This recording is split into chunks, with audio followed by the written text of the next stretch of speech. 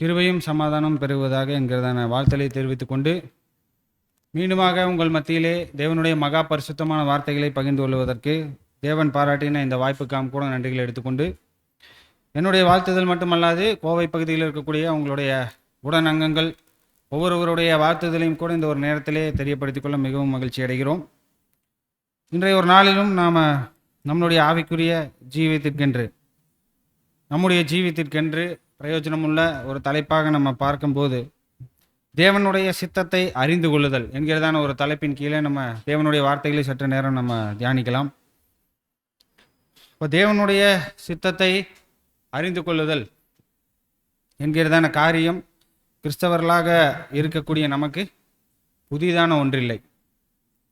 நாம் சத்தியத்திற்குள்ளாக வருவதற்கு, தேவனுடைய உண்மையான சத்தியத்திற்குள்ளாக வருவதற்கு முன்பாக ஒருவேளை நம்ம பெயர் சபை அமைப்புகள் இருக்கும்போதும் கூட நாம் பொதுவாக எல்லா கிறிஸ்தவர்களும் செய்கிற வண்ணமாக எந்த ஒரு காரியத்தையும் எந்த ஒரு முடிவுகள் நாம் எடுத்தாலும் சரி, எப்படியாவது தேவனுக்கு பிரியமான ஒரு முடிவாகவும் தேவனுக்கு பிரியமான ஒரு தேர்வை நாம் தேர்வு செய்து அதே வழியில் தேவனுக்கு பிரியமாக நம்ம பயணிக்கணுன்ட்டு தான் விரும்பியிருப்போம். ஆனால் தேவனுடைய சித்தத்தை தெரிந்து கொள்ளக்கூடிய அந்த வழிமுறையில் தேவனுடைய சித்தப்படி நாம் அவருடைய சத்தியத்தின்படி அவர் வைத்திருக்கின்ற நியமங்களின்படி நடந்திருப்போமா அப்படின்னு பார்த்தா அது கேள்விக்குறிதான். ஏன்னா அந்த டைமில் நமக்கு தேவனுடைய சித்தம் எப்படி தேவனுடைய ஜனங்கள் மத்தியில் வெளிப்படுத்தப்படுகிறது என்கிறதான ஒரு ரகசியம் இல்லை ஒரு சத்தியம் தெரியாத ஒரு சூழ்நிலையில் இருக்கும்போது அவங்களுக்கு பிடிச்சமான விதத்தில் தேவன் என்ன வெளிப்படுத்துகிறாருங்கிற விதத்தில் அவங்களுக்கு இஷ்டமான விதத்தில் இதுதான் தேவனுடைய சித்தம் அப்படின்ட்டு நமக்கு நாமே ஒரு தீர்மானத்தை எடுத்துக்கொண்டு ஒரு வழிகளில் நம்ம போயிட்டுருப்போம். பொதுவாக எல்லோரும் என்ன பண்ணுவாங்கன்னா, வேதாகமத்தை ஏதோ ஒரு முக்கியமான முடிவு எடுக்கணும், முக்கியமான ஒரு தேர்வு அவங்க எடுக்கணும், அவங்களுக்கு முன்னாடி பல்வேறு விதமான தேர்வுகள் இருக்குது, அதில் ஒன்றை சூஸ் பண்ணோம் அப்படின்னா அந்த டைமில் என்ன பண்ணுவோம், டக்குன்னு பைபிளை மூடி வச்சுட்டு ஒரு ப்ரேயர் பண்ணிட்டு திறந்து அந்த டைமில் நம்மளுடைய விரல்கள் எங்கே போயிட்டு தொடுதோ அதில் என்ன வசனம் வருதோ அதுதான் நமக்கான தேவனுடைய சித்தம். அந்த வசனத்தின்படி தான் தேவன் நம்ம இப்படி வழி நடத்துகிறார், இந்த விதமான தேர்வுகளை தேர்வு செய்ய சொல்கிறார் அப்படின்ட்டு இந்த மாதிரி மெத்தட் யூஸ் பண்ணியிருப்போம். இன்னும் சில பேர் என்ன பண்ணுவாங்க, பெயர் சபை அமைப்புகளில் ஒவ்வொரு நாளுக்கும் ஒவ்வொரு கேலண்டரில் ஒவ்வொரு நாளுக்கும் ஒவ்வொரு வசனம் கொடுத்துருப்பாங்க.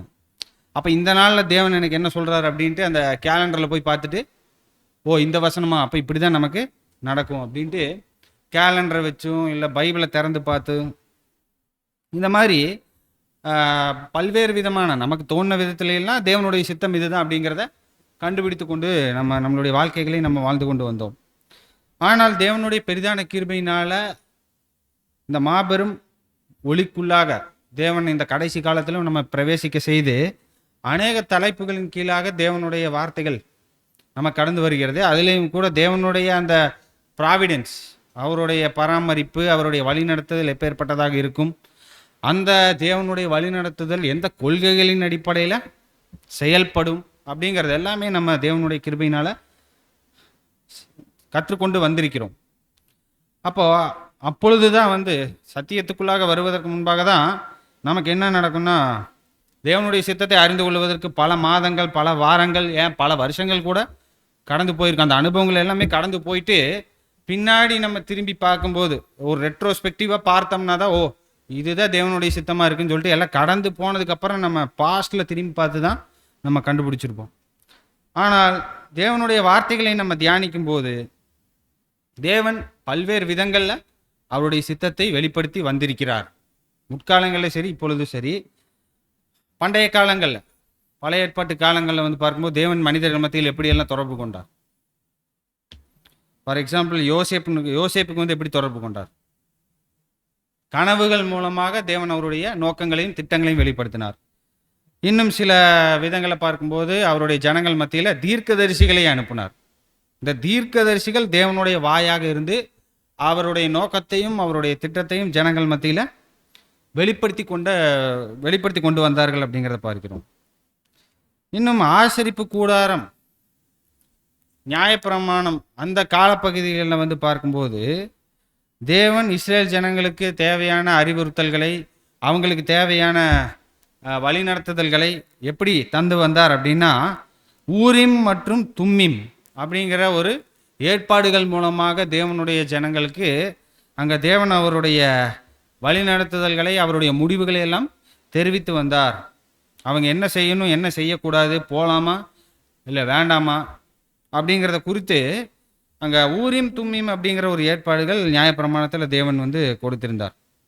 அப்போ அதன் வழியாக தேவன் அவருடைய ஜனங்களை வழிநடத்தி வந்தாருங்கிறத பார்க்கிறோம். நமக்கு தெரியும், ஆசரிப்பு கூடார பாடங்கள்லாம் நம்ம பார்த்திருக்கிறோம். அதில் ஆசாரியருடைய அந்த பிரதான ஆசாரியனுடைய அந்த உடையில் ஏபோத் அப்படிங்கிற ஒரு மேல் உடை அங்கே ஒன்று இருக்கும். அதற்கு மேலாக அங்கே அவருடைய மார்பில் தேவன் என்ன ஒரு காரியத்தை வைத்திருப்பார்னா, ஒரு நீதியின் மார்க்கவசம், நீதியின் மார்க்கவசத்தை அவர் வச்சிருப்பாரு. அந்த நீதியின் மார்க்கவசம் பார்க்கும்போது அது ஒரு ஒரு விதமான ஒரு தங்களுடைய அந்த எப்படி ஒரு ஆயுதம் போல, போர் வீரர்கள் எப்படி அவங்களுடைய அங்கே இருதயத்தையும் அந்த வைட்டல் ஆர்கன்ஸ் எல்லாம் பாதுகாக்கிறதுக்காக மார்க்கவசம் போடுறாங்களோ, அது மாதிரி தான் பிரதான ஆசாரியனுடைய அந்த ஏபோத்துக்கு மேலே அவர் ஒரு கவசத்தை போன்ற ஒரு பிளேட் அங்கே தரிச்சிருப்பார். அதை மார்க்கவசம்ங்கிறத பார்க்கிறோம்.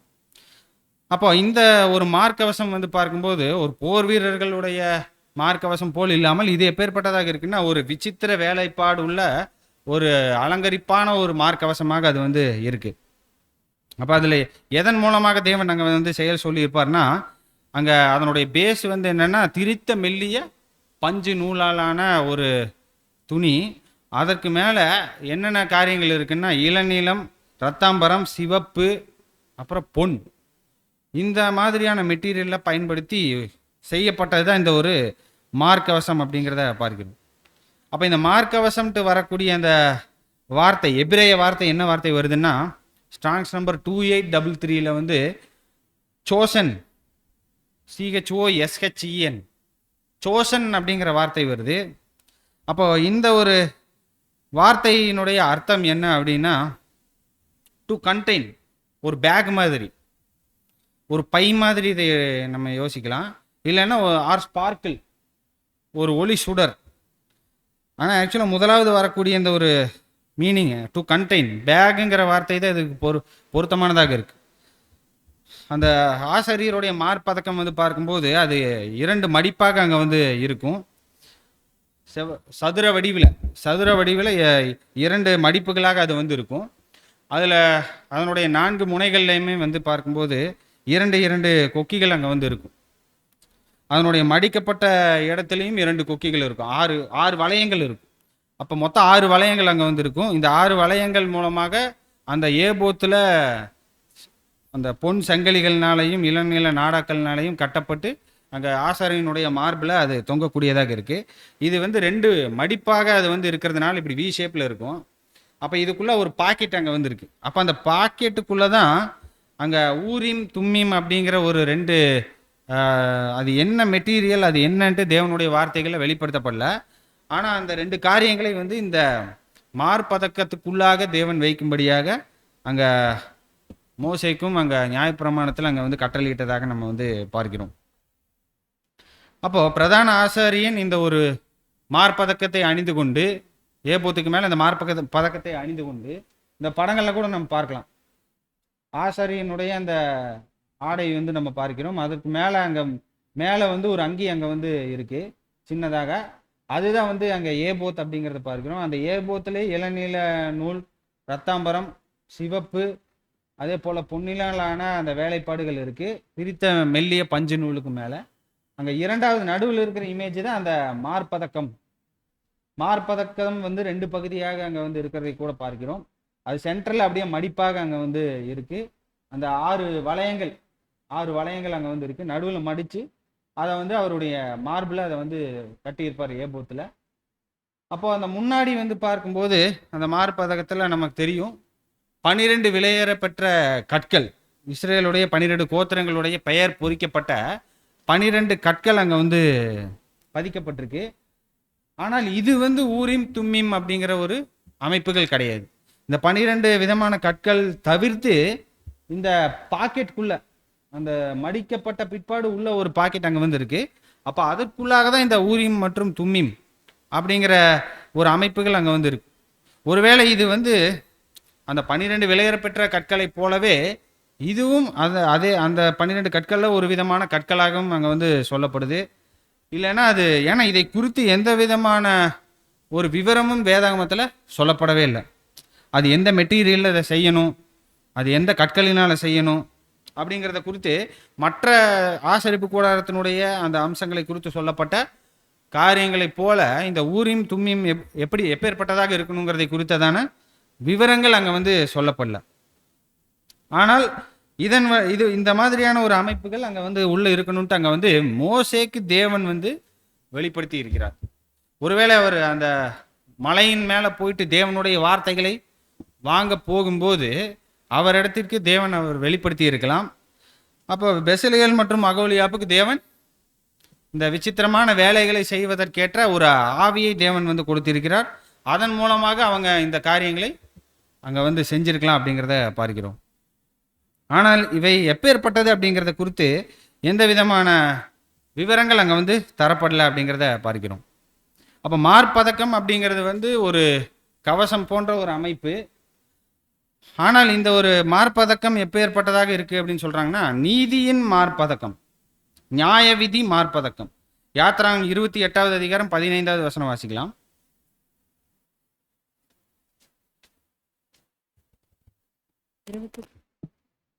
நியாய விதி மார்பதக்கத்தையும் விசித்திர வேலையாய் செய்வாயாக.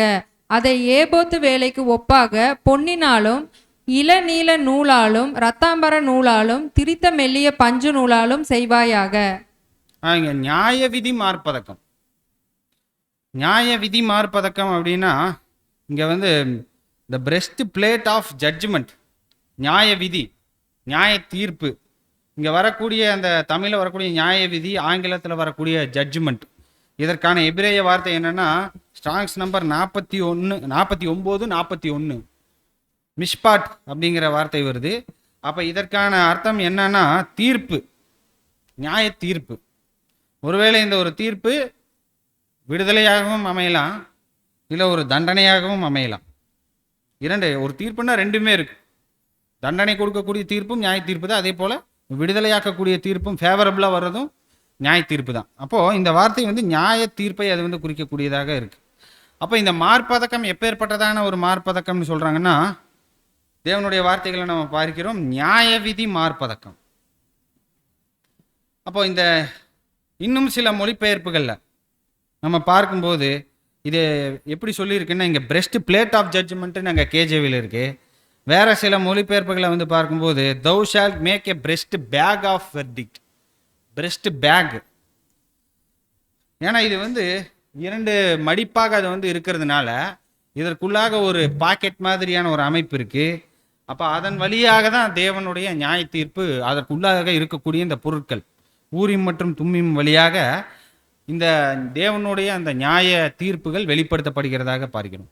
அதனால் இந்த ஒரு நியாய விதி மார்பதக்கத்தை மொழிபெயர்ப்பில் பிரெஸ்ட் பேக் ஆஃப் வெர்டிக்ட், ஒரு பையாக இதை வந்து சொல்லப்பட்டதாக பார்க்கிறோம். இன்னும் யாத்ராகமம் 39வது அதிகாரத்தில் 19 20 வரைக்கும் இருக்கக்கூடிய வசனங்கள்ல நம்ம வாசிக்கும் போது,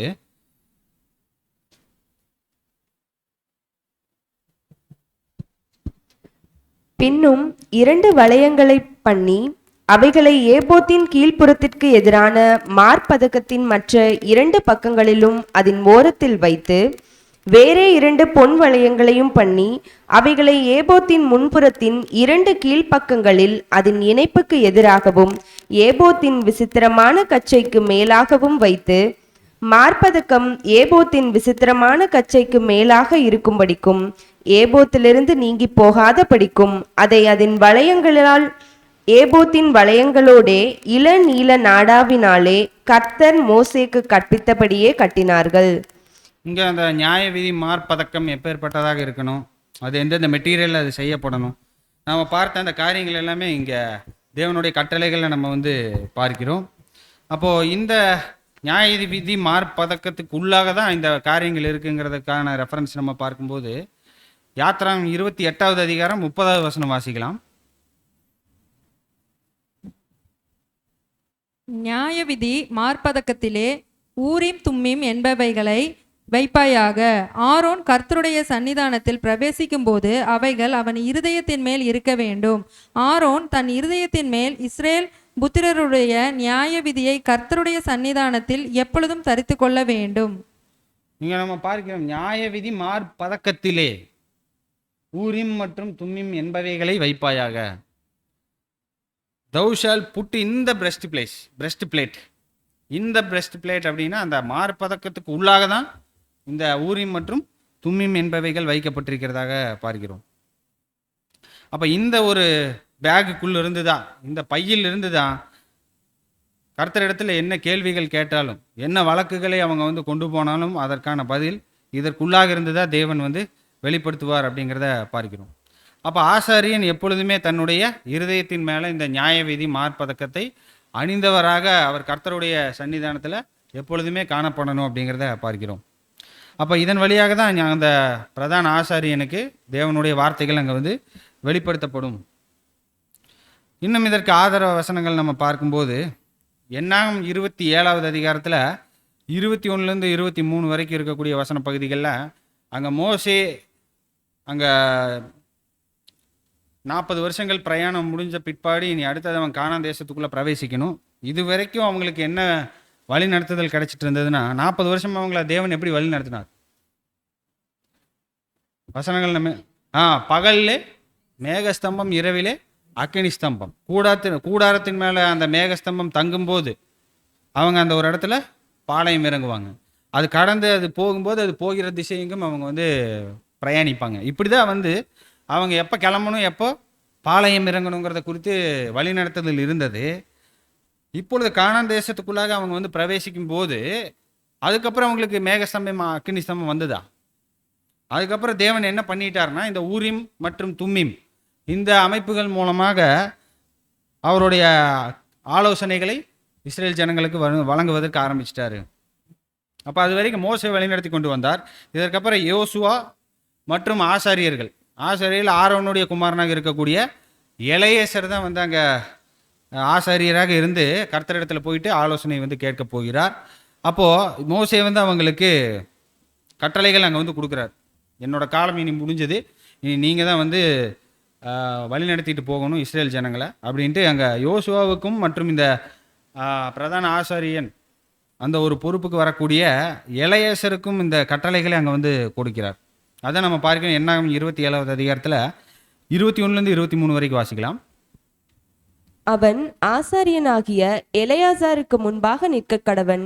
அவன் நிமித்தம் அந்த ஆசாரியன் கர்த்தருடைய சன்னிதானத்தில் ஊரீம் என்னும் நியாயத்தினாலே ஆலோசனை கேட்க கடவன். அவருடைய கட்டளையின்படியே அவனும் அவனோடே கூட இஸ்ரவேல் புத்திரராகிய சபையார் எல்லாரும் போகவும் அவருடைய கட்டளையின்படியே வரவும் வேண்டியது என்றார்.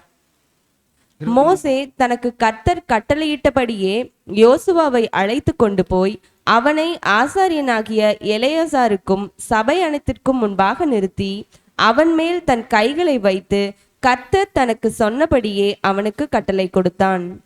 இதுவரைக்கும் மோசே வழிநடத்தி கொண்டு வந்தார். ஆரோன் 2 பேருமே வழிநடத்தி கொண்டு வந்தாங்க. இனி அடுத்தது யோசுவா தான் இஸ்ரேல் ஜனங்களை இனி அடுத்தது அந்த இஸ்ரேல் கானான் தேசத்துக்குள்ளாக போயிட்டு ஒவ்வொரு அந்த ஜாதியாரையும் அவங்க துரத்தி அவங்களுக்கு உண்டான அந்த தேசத்தின் பகுதிகளை பங்கு பிரிக்கக்கூடிய வேலையை அவங்க செய்யணும். அப்பொழுது கூட அவங்க எந்தெந்த ஜாதியாரோட நாங்கள் யுத்தங்களுக்கு போகணும், எப்போ நாங்கள் கிளம்பணும், எப்போ நாங்கள் காத்திருக்கணுங்கிற கேள்விகள் யாருக்கு வரும்? யோசுவாவுக்கு வரும். அப்போ யோசுவாவுக்கு என்ன ஏற்பாடுங்க மோசே தேவனுடைய வார்த்தைகள் மூலமாக சொல்கிறாருன்னா, நீ எலெயாசாருக்கு முன்பாக நிற்க கடவன், நீ எலெயாசாருக்கு முன்பாக போய் நில்லு.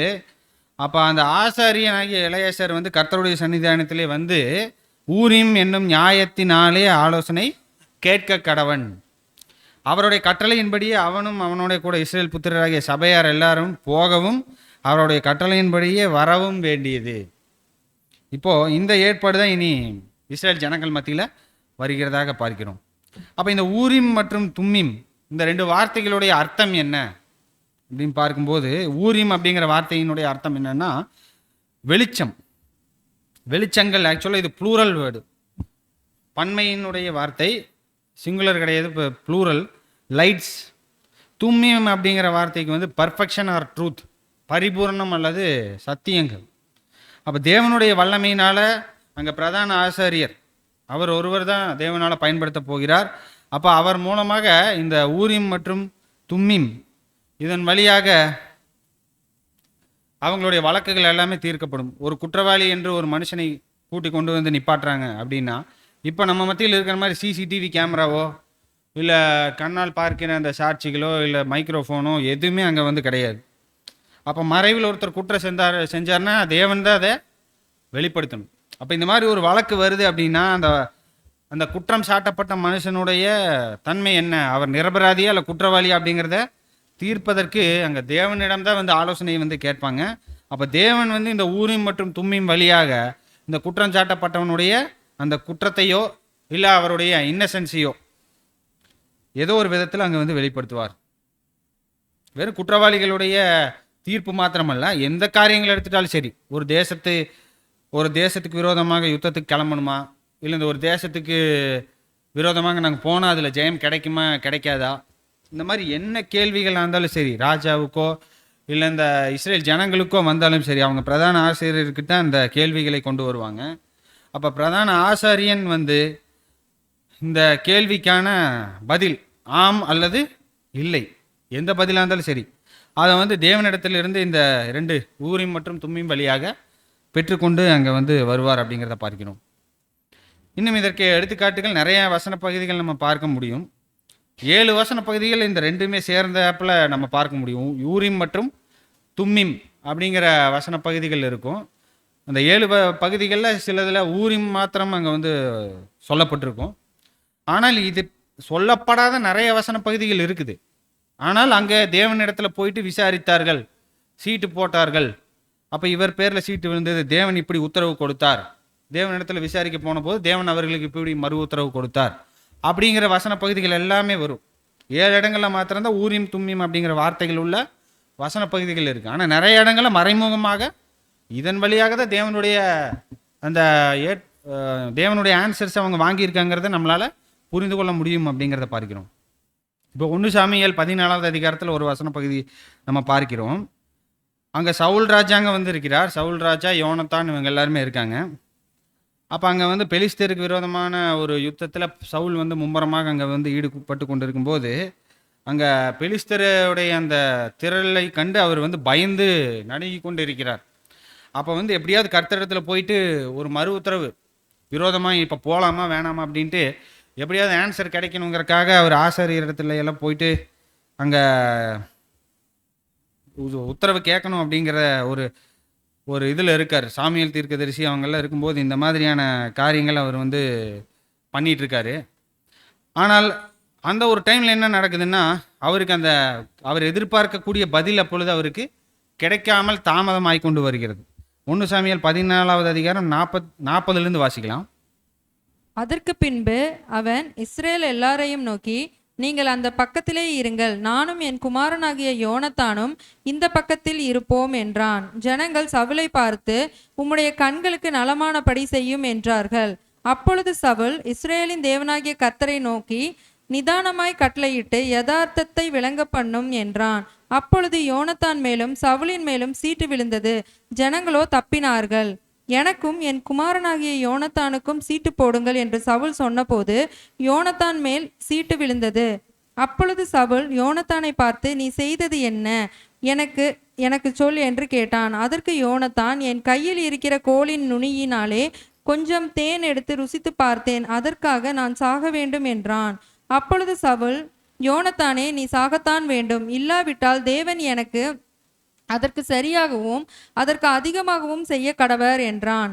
ஜனங்களோ சவுலை நோக்கி, இஸ்ரேலிலே இந்த பெரிய ரட்சிப்பை செய்த யோனத்தான் கொலை செய்யப்படலாமா?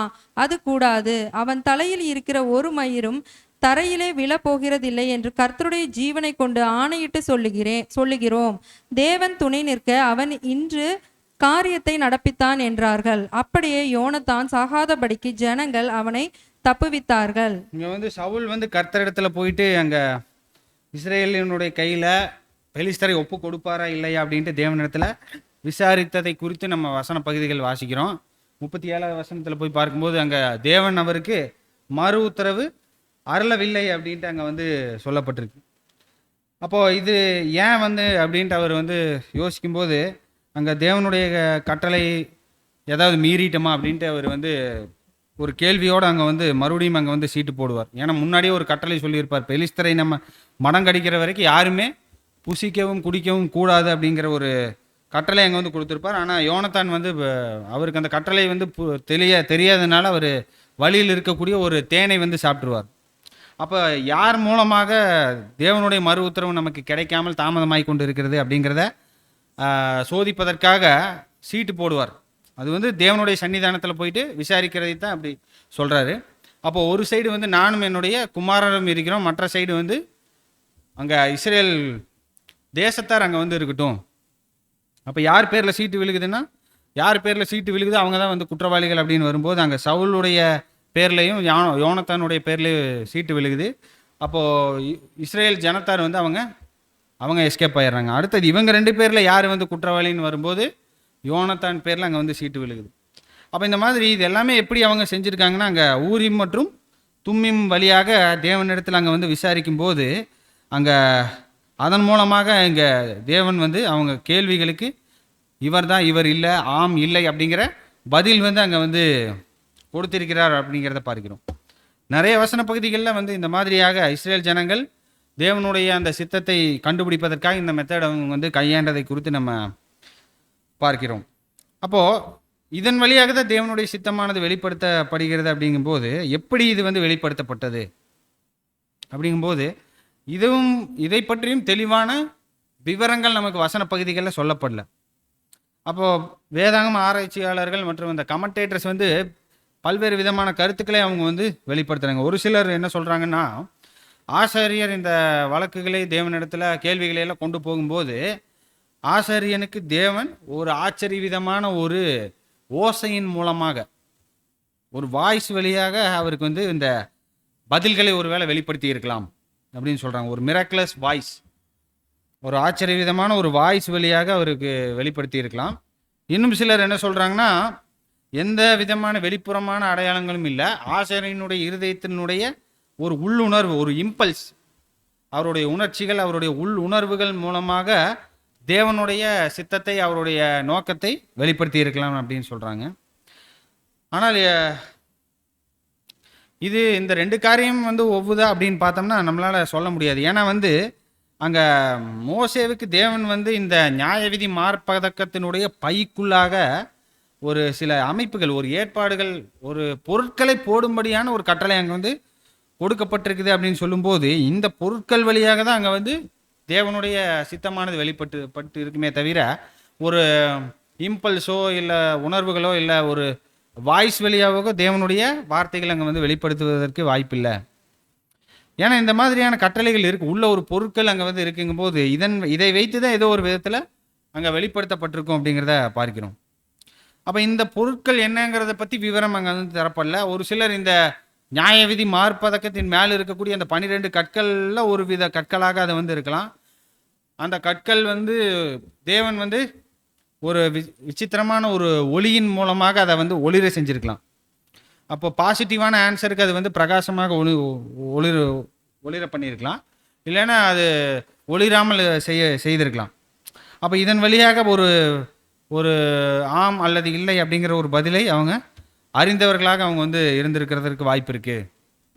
அப்போது இதில் வந்து வசனங்கள்லேருந்து நம்ம கண்டுபிடிக்கிறது என்னென்னா, ஊரிம் மற்றும் தும்மிம் அப்படிங்கிறது வந்து நியாயவிதி மார்பதக்கத்தினுடைய ஒரு அங்கமாக இல்லாமல் இது வந்து தனித்த ஒரு அமைப்புகளாக இருக்குங்கிறத நம்மளை வந்து இதன் மாத்திரம்தான் வசனங்கள் வழியாக நம்ம உறுதிப்படுத்த முடியும் அப்படிங்கிறத பார்க்கிறோம்.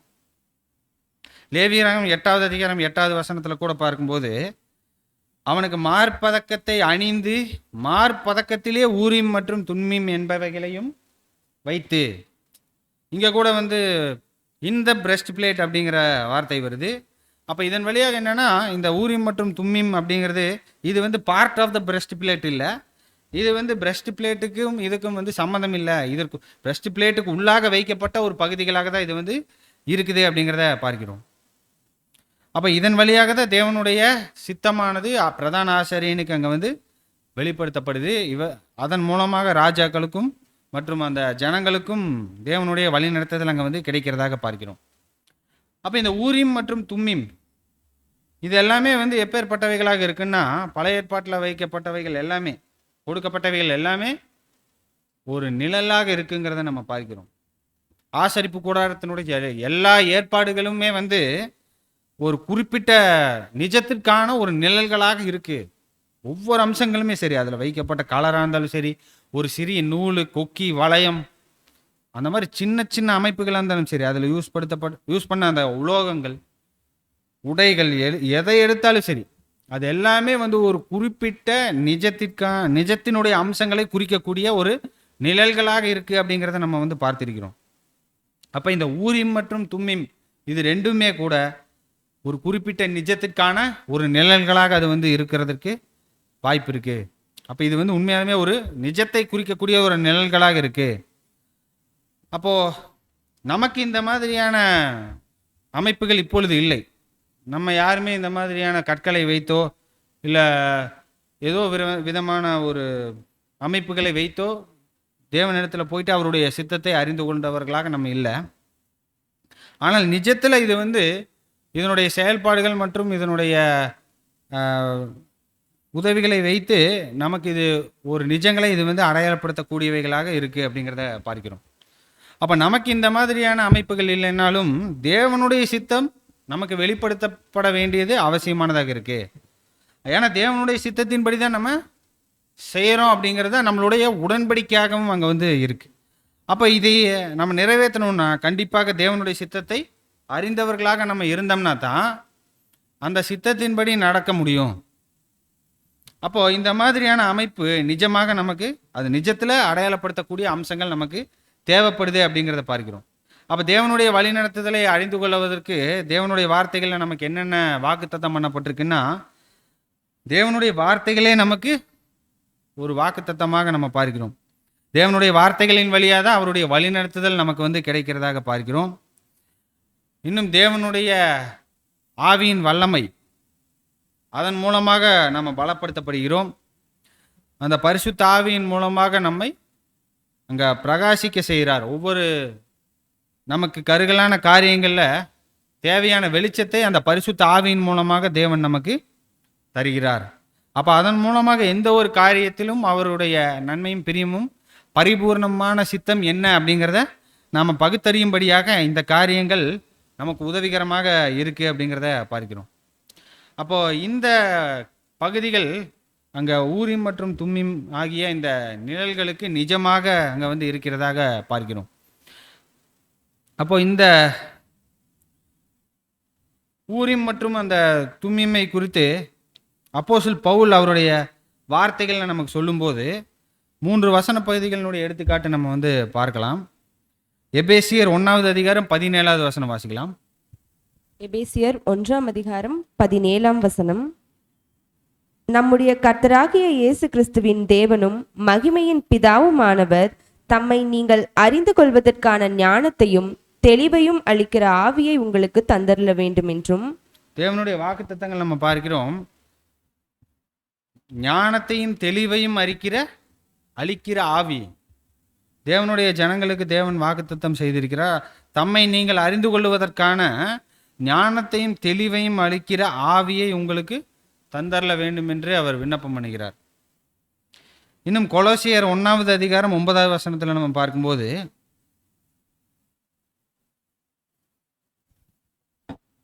இது நிமித்தம் நாங்கள் அதை கேட்ட நாள் முதல் உங்களுக்காக இடைவிடாமல் ஜெபம் பண்ணுகிறோம். நீங்கள் எல்லா ஞானத்தோடும் ஆவிக்குரிய விவேகத்தோடும் அவருடைய சித்தத்தை அறிகிற அறிவினாலே நிரப்பப்படவும். எல்லா ஞானத்தோடும் ஆவிக்குரிய விவேகத்தோடும், will in all wisdom and spiritual understanding. wisdom and understanding, ஆவிக்குரிய விவேகம் மற்றும் எல்லா ஞானத்தோடும் அவருடைய சித்தத்தை அறிகிற அறிவினாலே நிரப்பப்படவும். இன்னும் பிலிப்பியர் 1:9 நம்ம பார்க்கும்போது,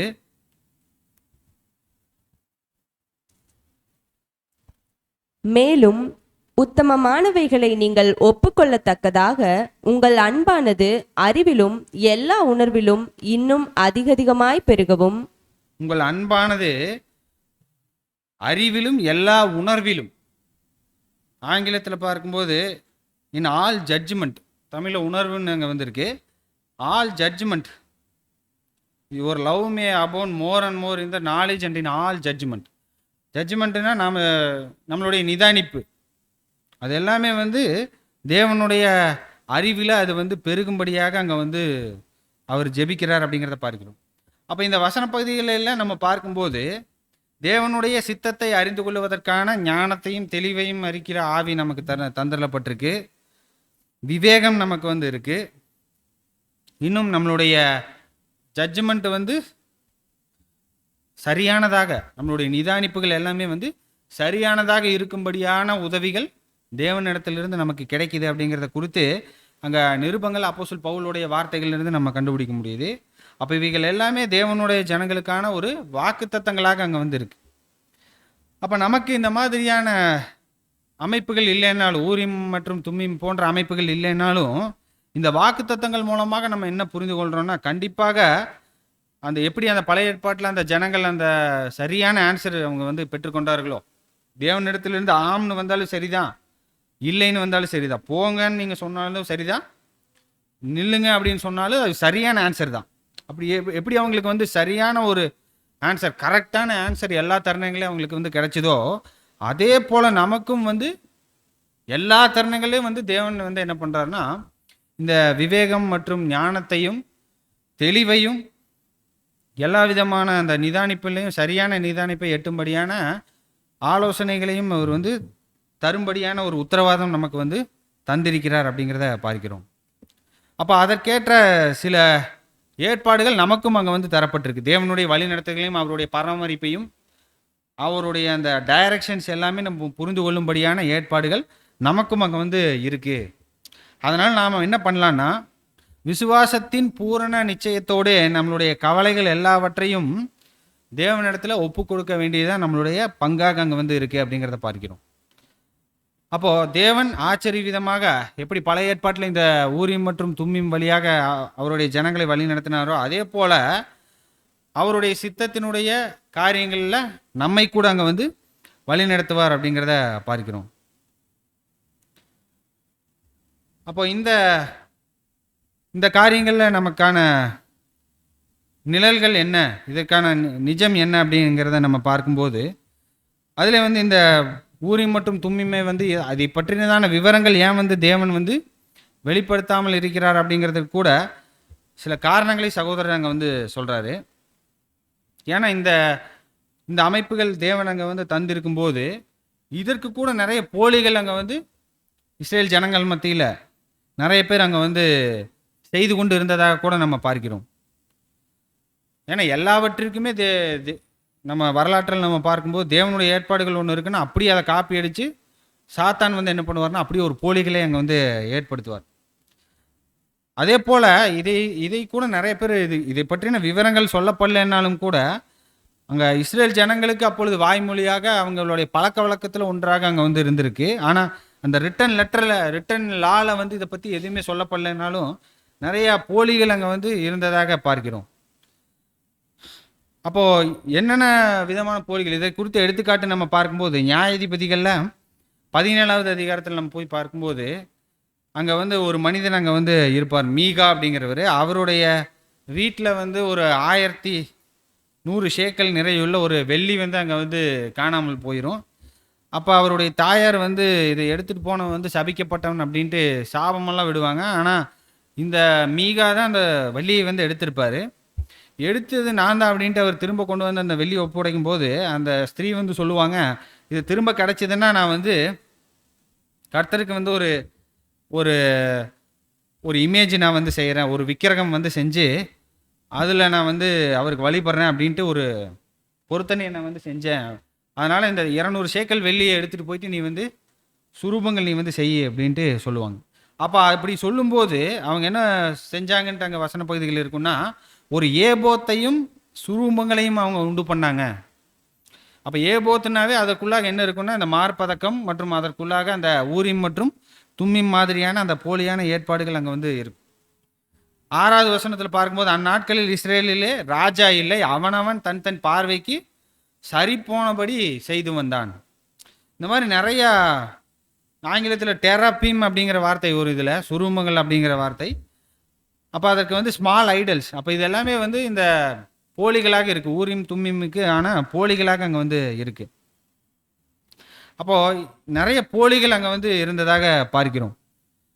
நிறைய முறை இஸ்ரேல் ஜனங்கள் வந்து இந்த ஊரிம் மற்றும் தும்மிமை வைத்து தான் வந்து இஸ்ரேல் ஜனங்கள் கர்த்தரிடத்தில் அவருடைய ஆலோசனைகளை கேட்டு வந்ததற்கு நிறையா பகுதிகள் அங்கே வந்து நம்ம பார்க்கிறோம். நியாயாதிபதிகள் 20வது அதிகாரம் 18வது வசனத்தில் கூட நம்ம பார்க்கும்போது,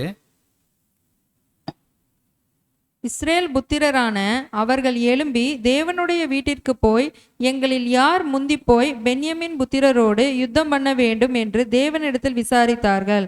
அதற்கு கர்த்தர், யூதா முந்தி போக வேண்டும் என்றார். இந்த மாதிரி ஒவ்வொரு சின்ன சின்ன விஷயங்களுக்கு கூட தேவனிடத்தில் அங்கே வந்து விசாரிப்பாங்க.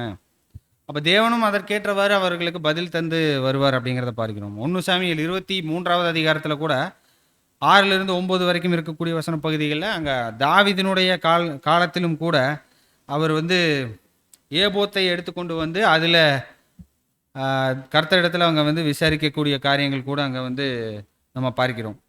அப்போ இந்த மாதிரி அங்கே ஊரிம் தும்மிம் இருந்த வரைக்கும் அங்கே அவங்க மத்தியில் இந்த மாதிரியான ஏற்பாடுகள் அங்கே வந்து இருந்ததாக பார்க்கிறோம். அதற்கப்புறம் இஸ்ரேலுடைய நாட்களில் இதனுடைய வழக்கம் போயிட்டு தீர்க்கதரிசிகள் வந்து அவங்க மத்தியில் தேவன் வந்து அனுப்புனார்.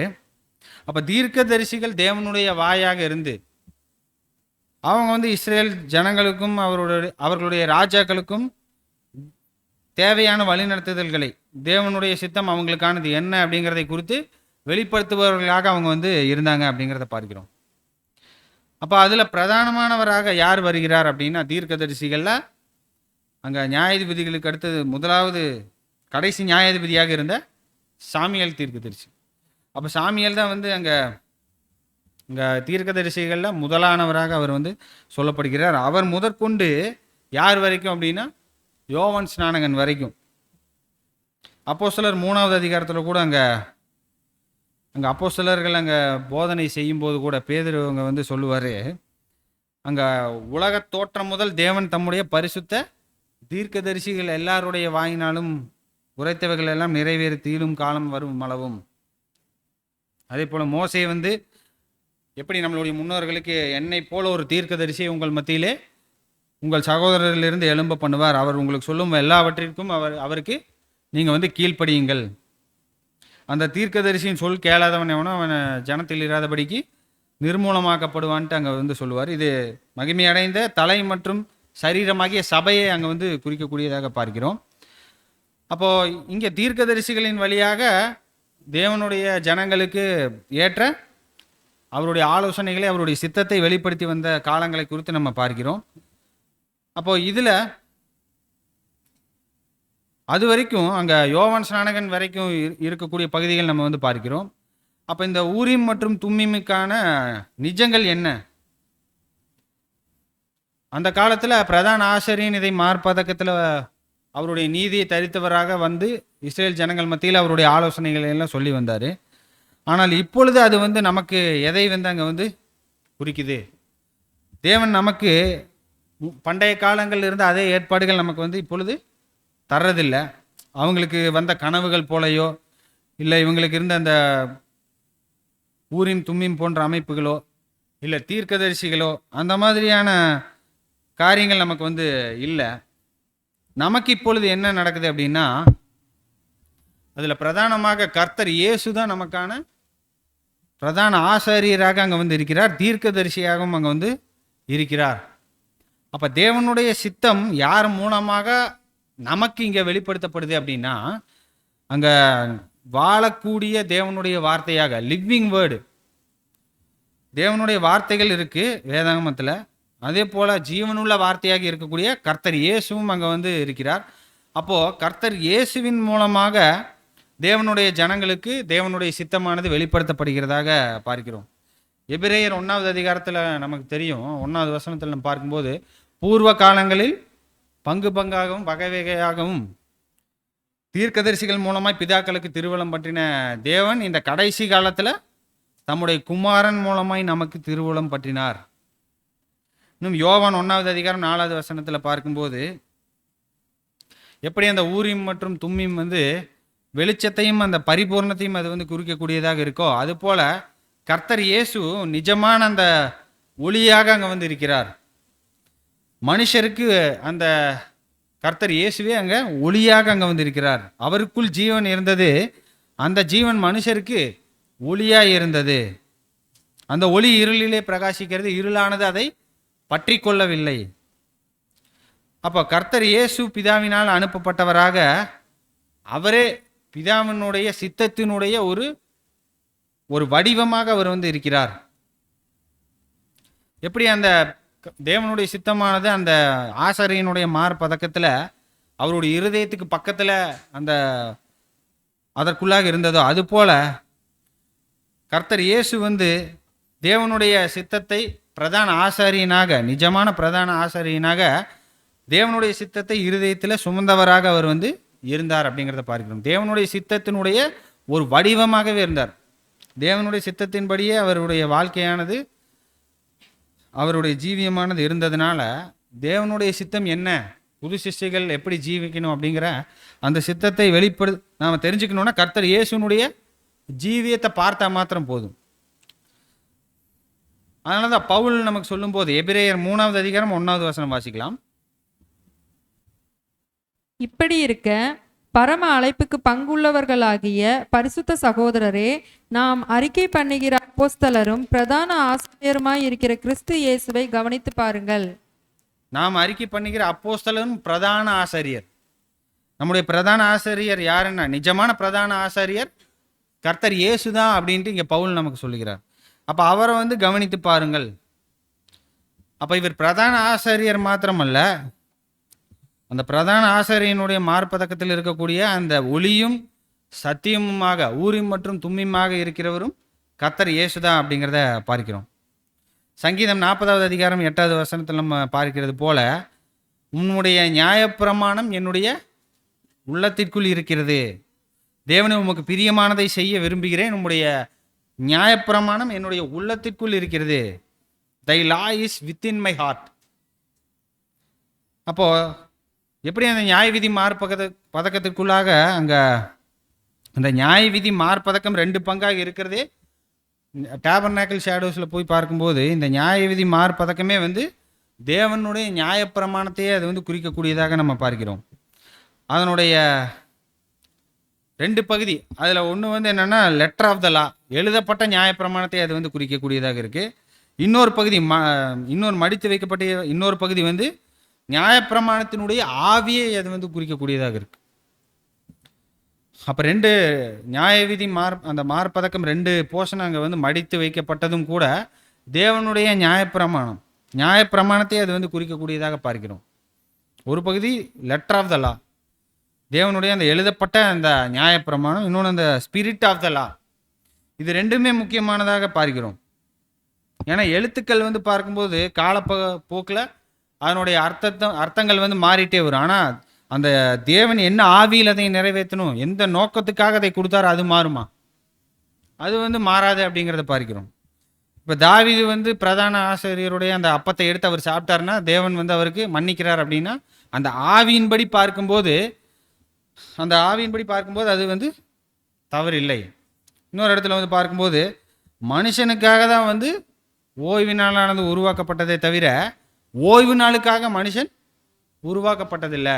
கர்த்தர் இயேசுவும் பார்க்கும்போது ஓய்வு நாளில் நிறைய அற்புதங்கள் அங்கே செய்வார். அப்போது நியாயப்பிரமாணத்தினுடைய ஆவி, த ஸ்பிரிட் ஆஃப் த லா, அது மிக முக்கியமான ஒன்றாக இருக்குது. வார்த்தைகளும் முக்கியம்தான், அதே போல் அதை விட முக்கியமானது என்னென்னா அதற்குள்ளாக இருக்கக்கூடிய ஆவி. இந்த 2 பகுதியும் குறிக்கக்கூடியதான் அந்த 2 மடிப்பாக 2 பாகங்களாக அது மடிக்கப்பட்டிருக்கிறதை நம்ம பார்க்கிறோம். டேபர்நாக்கிள் ஷேடோஸில் 35வது பக்கத்தில் divine law in it's 2 aspects, 2 பகுதிகளாக இருக்கக்கூடிய அம்சங்களை அது குறிப்பதாக அங்கே பிரதர் ரசல் கூட நமக்கு சொல்லுகிறதாக பார்க்கிறோம்.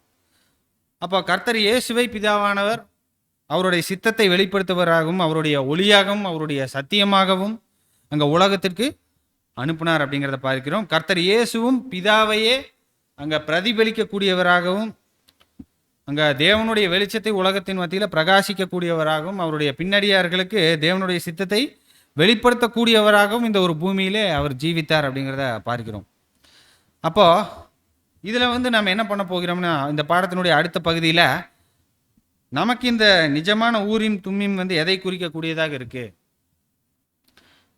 இப்போ இஸ்ரேல் ஜனங்கள் அவங்க தேவனுடைய சித்தத்தை அறிந்து கொள்ளணும்னா ரெடியாக அவருங்க டக்குன்னு அங்கே பிரதான ஆசீர்வாதத்துக்கு போயிட்டு அங்கே கர்த்தரிடத்தில் போயிட்டு விசாரித்து கொண்டு வரும்படியாக அவங்க உடனடியாக கேட்டு அவங்க ஆன்சரை வாங்கிக்குவாங்க. அப்போ அதே மாதிரி நாமும் தேவனுடைய சித்தத்தை அறிந்து கொள்வதற்கு நமக்கான ஊரின் தும்மியும் என்ன அப்படிங்கிறத நம்ம தெரிந்து கொள்வதற்கு இங்கே இந்த கேள்விக்கான பதில் ஒரு 7 விதமான பதில் இருக்குது. அப்போ அந்த ஊரின் தும்மியும் இந்த சகோதரர் எப்படி கூட அங்கே சொல்கிறாருன்னா, நிறைய ஆராய்ச்சியாளர்கள் அது ரெண்டே ஸ்டோன் அப்படின்னு சொல்கிறாங்க. ஊரிம் அப்படிங்கிறது ஒரு ஸ்டோனு, தும்மிம் அப்படிங்கிறது ஒரு ஸ்டோன் அப்படிங்கிற மாதிரி சொல்கிறாங்க. ஆனால் இன்னும் சிலர் எப்படி சொல்கிறாங்கன்னா, இது ஐடென்டிக்கல் சைஸ், ஒரே சைஸில் இருக்கக்கூடிய பல ஸ்டோன்ஸ் அங்கே அந்த பையில் அங்கே இருந்திருக்கலாம். ஊரிம் அப்படின்னா அதில் பல ஸ்டோன்ஸு ஐடென்டிக்கல் சைஸில் ஒரே சைஸில் நிறைய ஸ்டோன்ஸ் இருந்திருக்கலாம். அதே மாதிரி தும்மிம்லேயே நிறைய ஸ்டோன்ஸ் அங்கே இருந்திருக்கலாம் அப்படின்னு சொல்கிறாங்க. அப்போ அவங்க கை உள்ளே விட்டு அவங்க வெளியே எடுக்கும்போது ஏதோ ஒரு ஸ்டோன் வரும், அதில் ஒரு ஆன்சர் அங்கே கிடைக்கும். அப்போ அது போல் இங்கே உண்மையான ஊரிம் மற்றும் தும்மிமை நாம் அறிந்து கொள்வதற்கு நாமும் அந்த நியாய விதி மார்பதக்கத்தினுடைய பைக்குள்ளாக விட்டு நாம் ஆன்சர் நம்ம எடுக்கணும். அப்போ அதில் தேவனுடைய சித்தம் நமக்கு எப்படி வெளிப்படுத்தப்படுதுன்னா, அங்கே 7 விதமான பதில்கள் நம்ம இதன் மூலமாக நம்ம கண்டுபிடிக்கலாம். அப்போது தேவனுடைய சித்தத்தை அறிந்து கொள்ளக்கூடிய அந்த கொள்கைகளாக இந்த நிஜமான ஊரின் தும்மிமுக்கான அந்த விடைகளாக 7 விதமான பதில்கள் நம்ம இன்றைக்கி நம்ம பார்க்க போகிறோம். அப்போ இதன் வழியாக உண்மை திருச்சபைக்கு தேவனுடைய சித்தம் எப்படி வெளிப்படுத்தப்படுகிறதுங்கிறத நாம் அறிந்து கொள்ளலாம்.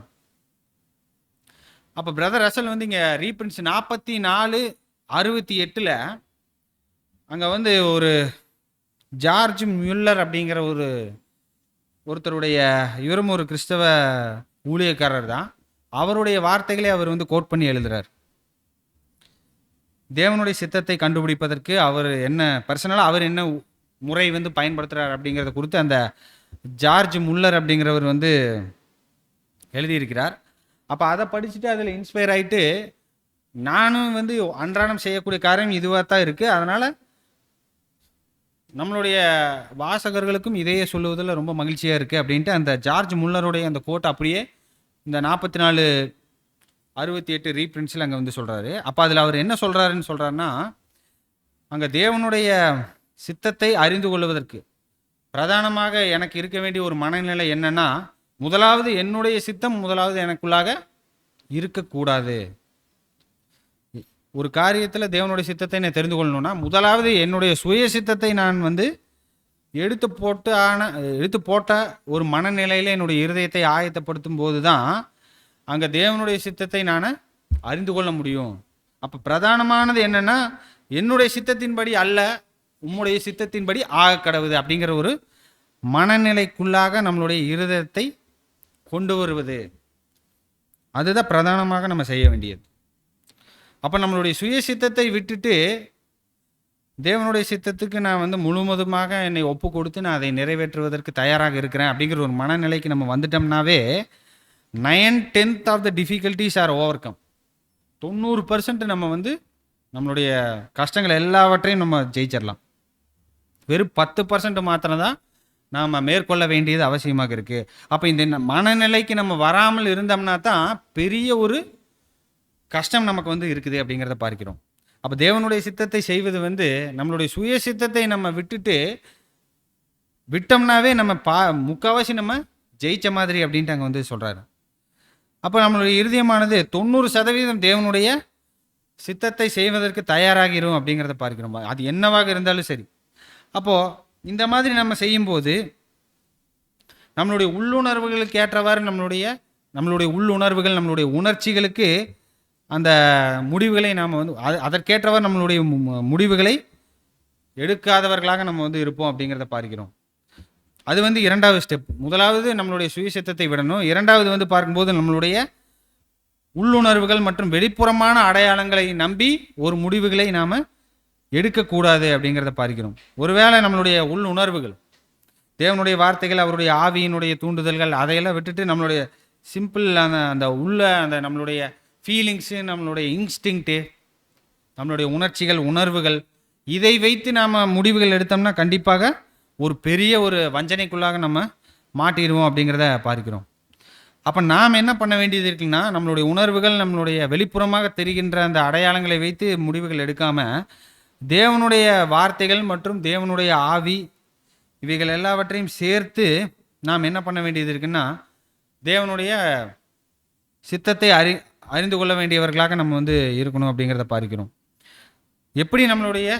எப்படி நம்மை தேவனுடைய வார்த்தைகளும் மற்றும் அவருடைய பரிசுத்த ஆவியானது நம்மை வழி நடத்துதோ அந்த வழியில் நாம் வந்து செல்லுவதற்கேற்ற முயற்சிகளை நாம் வந்து ஏறெடுக்கணும். இதற்கு மாறாக ஒருபோதும் செயல்படக்கூடாது அப்படிங்கிறத பார்க்கிறோம். அப்போது தேவனுடைய வழிநடத்துதல் எப்படி செயல்படும் அப்படிங்கிற விதத்தை தேவன் கண்டிப்பாக அந்த சூழ்நிலைகள் வழியாக தேவன் நமக்கு வந்து காண்பிப்பார். அப்போ சில டைம் அது வந்து பிளெயினாகவே தேவன் வந்து நமக்கு வந்து காண்பிப்பார். இன்னும் சில டைமில் நாம் என்ன பண்ண வேண்டியது இருக்குன்னா, தேவனிடத்தில் ஜெபத்தின் மூலமாக அவரிடம் சென்று அவருடைய சித்தத்தை எப்படியாவது எனக்கு வெளிப்படுத்துங்கன்ட்டு கேட்கக்கூடிய ஒரு சூழ்நிலையாக சில தருணங்கள் அங்கே வந்து இருக்கும் அப்படிங்கிறத பார்க்கிறோம். அப்போ தேவனிடத்தில் ஜெபம் செய்வது, தேவனுடைய வார்த்தைகளை தியானிப்பது, அதை நம்மளுடைய இருதயங்களில் அதிகமாக அதை அசை போட்டு நாம் என்ன பண்ண வேண்டியது இருக்குன்னா, நம்மளுடைய அறிவுக்கும் நம்மளுடைய அந்த சந்தர்ப்பத்திற்கும் தேவன் நம்மை எப்படி பலப்படுத்துகிறாரோ அதற்கேற்ற விதத்தில் நம்மளுடைய சிந்தையானது ஒரு சமாதானமான ஒரு சூழ்நிலைக்குள்ளாக வருது அப்படின்னா நாம் அதை தொடர்ந்து நம்ம முடிவுகள் எடுக்கலாம் அப்படிங்கிறத பார்க்கிறோம். அப்போ இதை தான் அங்கே வந்து அவர் சொல்கிறதாக பார்க்கிறோம். அப்போ இதையவே வந்து சிறந்த ஒரு முறையாகவும் பிரதர் ரசல் அங்கே வந்து சொல்கிறார். நாள்தோறும் இந்த காரியத்தின்படி நம்ம ஜீவிச்சோம்னா தேவனுடைய சித்தத்தை முழுவதுமாக நம்ம நிறைவேற்ற முடியும் அப்படின்ட்டு அங்கே வந்து சொல்லுகிறார். அப்போது இந்த பாடத்தில் தேவனுடைய வார்த்தைகளிலிருந்து நம்ம 7 விதமான பாயிண்ட்ஸ் நம்மளால் எடுக்க முடியும். இந்த பகுதிகள் மூலமாக தேவனுடைய சித்தம் தனிப்பட்ட ரீதியிலும் சரி, இல்லை ஒரு ஃபேமிலியாகவும் சரி, இல்லை ஒரு எக்லீசியாவாகவும் சரி, தேவனுடைய சித்தத்தை நாம் கண்டுபிடித்து அதை நிறைவேற்றுவதற்கேற்ற ஒரு வாய்ப்புகளாக அது வந்து இருக்கும் அப்படிங்கிறத பார்க்கிறோம். அப்போ அதில் வந்து முதலாவது நம்ம பார்க்கக்கூடியது என்ன அப்படின்னா, இந்த ஜார்ஜ் முல்லருடைய கோட்டில் வருவது போலவே முதலாவது நாம் என்ன பண்ண வேண்டியது இருக்குன்னா, நம்மளுடைய சுயத்தை ஜெயம் கொண்டவர்களாக நம்ம வந்து இருக்கணும். சுயத்தை மரணத்திற்குள்ளாக வைத்த ஒரு நிலைமையில் நம்ம வந்து இருக்கணும் அப்படிங்கிறத பார்க்கிறோம். அப்போ அந்த நிலைமைக்கு நம்ம எட்டுனோம்னாவே நம்ம பார்க்கும்போது 90% நம்ம ஜெயிச்சதுக்கு அங்கே வந்து சமம். அப்போ இதுதான் வந்து பிரதானமாக நம்ம அந்த பையிலிருந்து எடுக்கக்கூடிய ஒரு கல்லாக நம்ம பார்க்கிறோம். சுயத்தை நம்ம மேற்கொள்ளுதல், சுய சித்தத்தை கைவிடுதல். கர்த்தர் இயேசுவும் கூட பார்க்கும்போது அவருக்கும் கண்டிப்பாக என்ன இருந்ததுன்னா, அந்த பரிபூர்ண மனுஷனுக்கேற்ற ஒரு சித்தம் இருந்தது. அது கண்டிப்பாக நன்மையானதாகத்தான் இருந்திருக்கு. ஏன்னா அவரிடத்துல பாவம் இல்லை அப்படிங்கிறத பார்க்கிறோம். பரிபூர்ணராக இருந்தார், நியாயப்பிரமாணத்தை முழுவதுமாக கடைபிடித்தவராக இருந்தார். இருந்தாலும் கூட அந்த அவருடைய பரிபூர்ணமான அந்த மாம்சீக நோக்கத்தையும் சித்தத்தையும் கூட என்ன பண்ணிட்டார், அதையும் கூட அங்கே வந்து தேவனுக்கென்று ஒப்பு கொடுத்துட்டார். லூக்கா 22வது அதிகாரம் 42வது வசன பகுதியை நம்ம பார்க்கிறோம். பிதாவே, உமக்கு சித்தமானால் இந்த ஒரு பாத்திரம் என்னை விட்டு நீங்க கூடுமானால் நீங்கும்படி செய்யும். ஆயினும் என்னுடைய சித்தத்தின்படி அல்ல, உம்முடைய சித்தத்தின்படியே ஆக கடவது.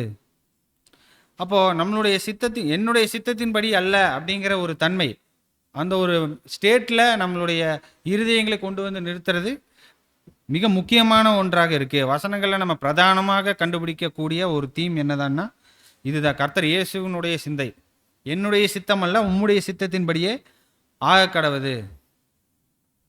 அப்போ இந்த சுயத்தை ஜெயம் கொள்ளுதல், சுயத்தை ஆண்டு கொள்ளுதல், சுயத்தை கைவிடுதல் அப்படிங்கிறது இது வந்து நம்மளுடைய வாழ்நாள் முழுக்கவும் செய்யக்கூடிய ஒரு செயல்பாடாக இருக்குது. ஏதோ ஒரு நாளில் நம்ம உடன்படிக்கை செய்த அந்த தருணத்தில், இல்லை ஒரு மாதத்தில், ஒரு வாரத்தில், ஒரு வருஷத்தில் இல்லை, நம்முடைய வாழ்நாள் வரைக்கும் இந்த ஒரு சுயத்தை ஜெயம் கொள்ளக்கூடிய காரியத்தை தொடர்ந்து நம்ம செய்து கொண்டே இருக்கணும் அப்படிங்கிறத பார்க்கிறோம்.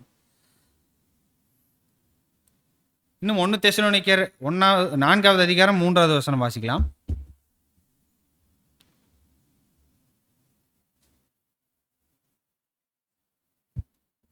நீங்கள் பரிசுத்தமுள்ளவர்களாக வேண்டும் என்பதே தேவனுடைய சித்தமாய் இருக்கிறது. அந்தபடி நீங்கள் வேசி மார்க்கத்துக்கு விலகி இருந்து. இங்கே நம்ம பார்க்கிறோம், நீங்கள் பரிசுத்தம் உள்ளவர்கள் ஆக வேண்டும் என்பதே தேவனுடைய சித்தமாக இருக்கு. மற்ற எல்லாவற்றிலும் சரி, எல்லாவற்றை காட்டிலும் இதுதான் வந்து தேவனுடைய பிரதான ஒரு நோக்கமாக இருக்கு அப்படிங்கிறத பார்க்கிறோம். மாறாக நம்மளுடைய ஊழியங்களோ இல்லை நம்மளுடைய உலகத்தாருக்கும் சரி, கூடுமானால் நம்ம விசுவாச வீட்டாருக்கு கூடுமானால் எல்லாருக்கும் செய்யக்கூடிய அந்த நன்மைகள், இன்னும் என்ன விதமான ஊழியங்கள் நம்ம செய்துட்டாலும் சரி, ஆனால் இது எல்லாமே வந்து இந்த பிரதானமான இந்த வேலைக்கு அடுத்தது தான் அப்படின்ட்டு அங்கே வந்து சொல்கிறார். நமக்குள்ளாக செய்யக்கூடிய இந்த பரிசுத்தமாகுதல் தான் வந்து பிரதானமான ஒரு வேலையாக இருக்குது. மற்ற எல்லா காரியங்களுமே சரி, நம்மளுடைய ஊழியங்கள் விசுவாச வீட்டாருக்கும் சரி, மற்ற எல்லாருக்கும் செய்யக்கூடிய ஊழியங்கள், சத்தியத்துக்கு செய்யக்கூடிய ஊழியங்கள், இது எல்லாமே வந்து இரண்டாவது தான் அப்படின்னு சொல்கிறார். நமக்குள்ளாக செய்யக்கூடிய இந்த சுயத்தை கைவிடுதல், பரிசுத்தமாகுதல் தான் வந்து பிரதானமான ஒன்றாக இருக்குது. அப்போ நம்மளுடைய சித்தத்தை நாம் கைவிட்டுட்டு தேவனுடைய சத்தியத்தின் மூலமாக நம்ம பரிசுத்தமாக்கப்பட்டவர்களாக கர்த்தருடைய சித்தத்தையே முழுமையாக நம்மளுடைய சித்தமாக நம்ம ஏற்றுக்கொண்டால், நம்மளுடைய வார்த்தையிலும் சரி, நம்மளுடைய கிரியைகள், நம்மளுடைய சிந்தைகள் எல்லாவற்றிலும் கர்த்தருடைய சித்தத்தையே நமக்கானதாக ஏற்றுக்கொண்டால், நம்ம தேவனுடைய சித்தத்தை அடைந்தவர்களாக நம்ம வந்து இருப்போம். நம்ம ஜெயம் கொண்டவர்களாக அந்த பரிசை கூட பெற்றுக்கொள்ளுவோம் அப்படின்ட்டு சொல்கிறார். இந்த ஒரு சத்தியத்தை எந்த ஒரு மேகமும், இந்த ஒரு சத்தியத்தை நமக்கு முன்பாக மறைக்கக்கூடிய எந்த ஒரு மேகமும் நமக்கு முன்பாக எழாதபடிக்கு நம்ம பார்த்து கொள்ளணும் அப்படின்ட்டு சொல்கிறார். Let us make sure that nothing big clouds or obscures this truth. நமக்குள்ளாக செய்ய வேண்டிய இந்த பிரதான வேலையை நம்ம கைவிட்டுட்டு இரண்டாம் பட்சமாக இருக்கக்கூடிய காரியங்களில் நம்மளுடைய கவனத்தை செலுத்தி நாம் மாபெரும் ஒரு இழப்புக்குள்ளாக போகாதபடிக்கு, இந்த சத்தியத்தை நாம் விட்டு விலகி போகாதபடிக்கு நம்ம பார்த்து கொள்ளணும். இந்த ஒரு சத்தியமே, சுயத்தை கைவிடுதலாகி இந்த பிரதான வேலை குறித்ததான இந்த ஒரு சத்தியமே நம்மளுடைய வாழ்க்கையினுடைய எல்லா பகுதிகளையும் ஆண்டு கொள்ளட்டும் அப்படின்ட்டு சொல்கிறார். அப்போது தேவனுடைய சித்தம் தான் நம்மளுடைய சித்தமாக இருந்தால் நமக்கு தெளிவான ஒரு பாதை நமக்கு முன்பாக இருக்கும், எப்பொழுதுமே அங்கே வந்து இருக்கும் அப்படிங்கிறத பார்க்கிறோம். அப்போ இதில் நம்ம ஆரம்ப காலங்களில் இது வந்து ரொம்ப கஷ்டமாக இருக்கும். ஆனால் நாட்கள் போக போக ஒரு தேர்ந்த ஒரு கிறிஸ்தவ ஜீவியம், கிறிஸ்தவ ஒரு குணலட்சணங்களை நாம் பெற்றுக்கொள்ள இந்த ஒரு வேலை வந்து ரொம்ப எளிமையானதாக இருக்கும் அப்படிங்கிறத பார்க்கிறோம். ஒருவேளை ஒரு வெல் எக்ஸ்பீரியன்ஸ்டு டாக்டர், ஒரு ஃபேமிலி டாக்டர் நம்மக்கிட்ட இருக்காருன்னா, அவர் இடத்துல நம்மளுடைய ப்ராப்ளம் எல்லாம் சொல்லும்போது அவர் போயிட்டு உடனடியாக நீங்கள் சொல்கிற ப்ராப்ளம் எல்லாம் நம்ம உடனடியாக என்னால் தெரிஞ்சுக்க முடியல, அதனால் நான் போயிட்டு ஒரு புக்கை நான் போய் ரெஃபர் பண்ணணும், இல்லை பக்கத்தில் இருக்க கிளினிக் போய் நான் பார்த்துட்டு வரேன் அப்படின்ட்டு சொல்லுவாராம். நம்மகிட்ட சில கேள்விகள் கேட்பார். உங்களுடைய வியாதி எப்பேற்பட்டது, என்ன விதமான தொந்தரவு இருக்குது, எவ்வளோ ஃப்ரீக்வெண்ட்டாக அது வருது, எங்கே வலி, எங்கே பெயின் இருக்குது, அந்த மாதிரி சில கேள்விகள் மாத்திரம் அங்கே வந்து கேட்பார். கேள்விகள் கேட்டுட்டு நம்ம பதில் ஒவ்வொன்றா சொல்ல டக்குன்னு அவர் வந்து உங்களுக்கு இதுதான் ப்ராப்ளம்ட்டு உடனடியாக அங்கே வந்து சொல்லிடுவார். அப்போ அது போல தான் கிறிஸ்தவ வாழ்க்கையில் நம்ம பழக இந்த காரியங்கள் ரொம்ப எளிமையாக அங்கே வந்துருக்கும். தேவனுடைய சித்தத்தை அறிந்து கொள்வது ரொம்ப எளிமையாக இருக்கும் அப்படிங்கிறத பார்க்கிறோம். ஒரு வெல் எக்ஸ்பீரியன்ஸ்டு ஒரு இன்ஜினியர் கூட நம்ம எடுத்துக்காட்டுக்கு பார்க்கும்போது, அவரும் வந்து ஒரு டிராயிங் போர்டில் வந்து ஒரு டிசைன் அங்கே வந்து போடுறாரு அப்படின்னா, வேற ஒருத்தருடைய டிசைனை அவர் பார்க்குறாருன்னா அந்த வெறும் டிராயிங்கில் தான் இருக்குது, இன்னும் பொருள் ரெடியாகவே இல்லை. வெறும் அந்த ஓவியத்தில் அந்த டிராயிங்கில் மாத்திரம் இருக்கக்கூடியதை பார்த்த உடனேயே அதில் என்னென்ன மிஸ்டேக் இருக்குன்ட்டு அங்கே வந்து உடனடியாக அங்கே வந்து சொல்லிடுவார். நீங்கள் போட்ட மெட்டீரியல் வந்து ரொம்ப வீக்காக இருக்குது, திக்னஸ் இங்கே வந்து சரியில்லை, இது எல்லாமே இது ரொம்ப வீக்காக இருக்குது, மெட்டீரியல் வந்து மாற்றுங்க அப்படின்ட்டு அந்த டிசைனை பார்த்த உடனேயே டக்குன்னு அங்கே வந்து சொல்லிடுவார். அவர் போயிட்டு கால்குலேஷன்ஸு இல்லை புக்கெல்லாம் ரெஃபர் பண்ணி தான் வந்து சொல்லணுன்ட்டு இல்லை. அப்போ அதுபோல் நாமும் வந்து ஆரம்பத்தில் இந்த மாதிரி கஷ்டங்கள் இருந்தாலும் சரி, நமக்கும் இந்த மாதிரியான ஒரு 2 வழிகளுக்கு முன்பாக நம்ம நின்று இதில் இந்த தேர்வை நம்ம வந்து தேர்ந்தெடுப்பது, நமக்குள்ளாக ஒரு முக்கியமான கேள்வி எழும்பும்போது அதற்கேற்ற தேவனுடைய சித்தத்திற்கு ஏற்ற ஒரு பதிலை நம்ம தேர்ந்து கொள்ள முயற்சி நம்ம ஏறெடுக்கும் போது ஆரம்பத்தில் நம்ம கஷ்டமாக தான் இருக்கும்.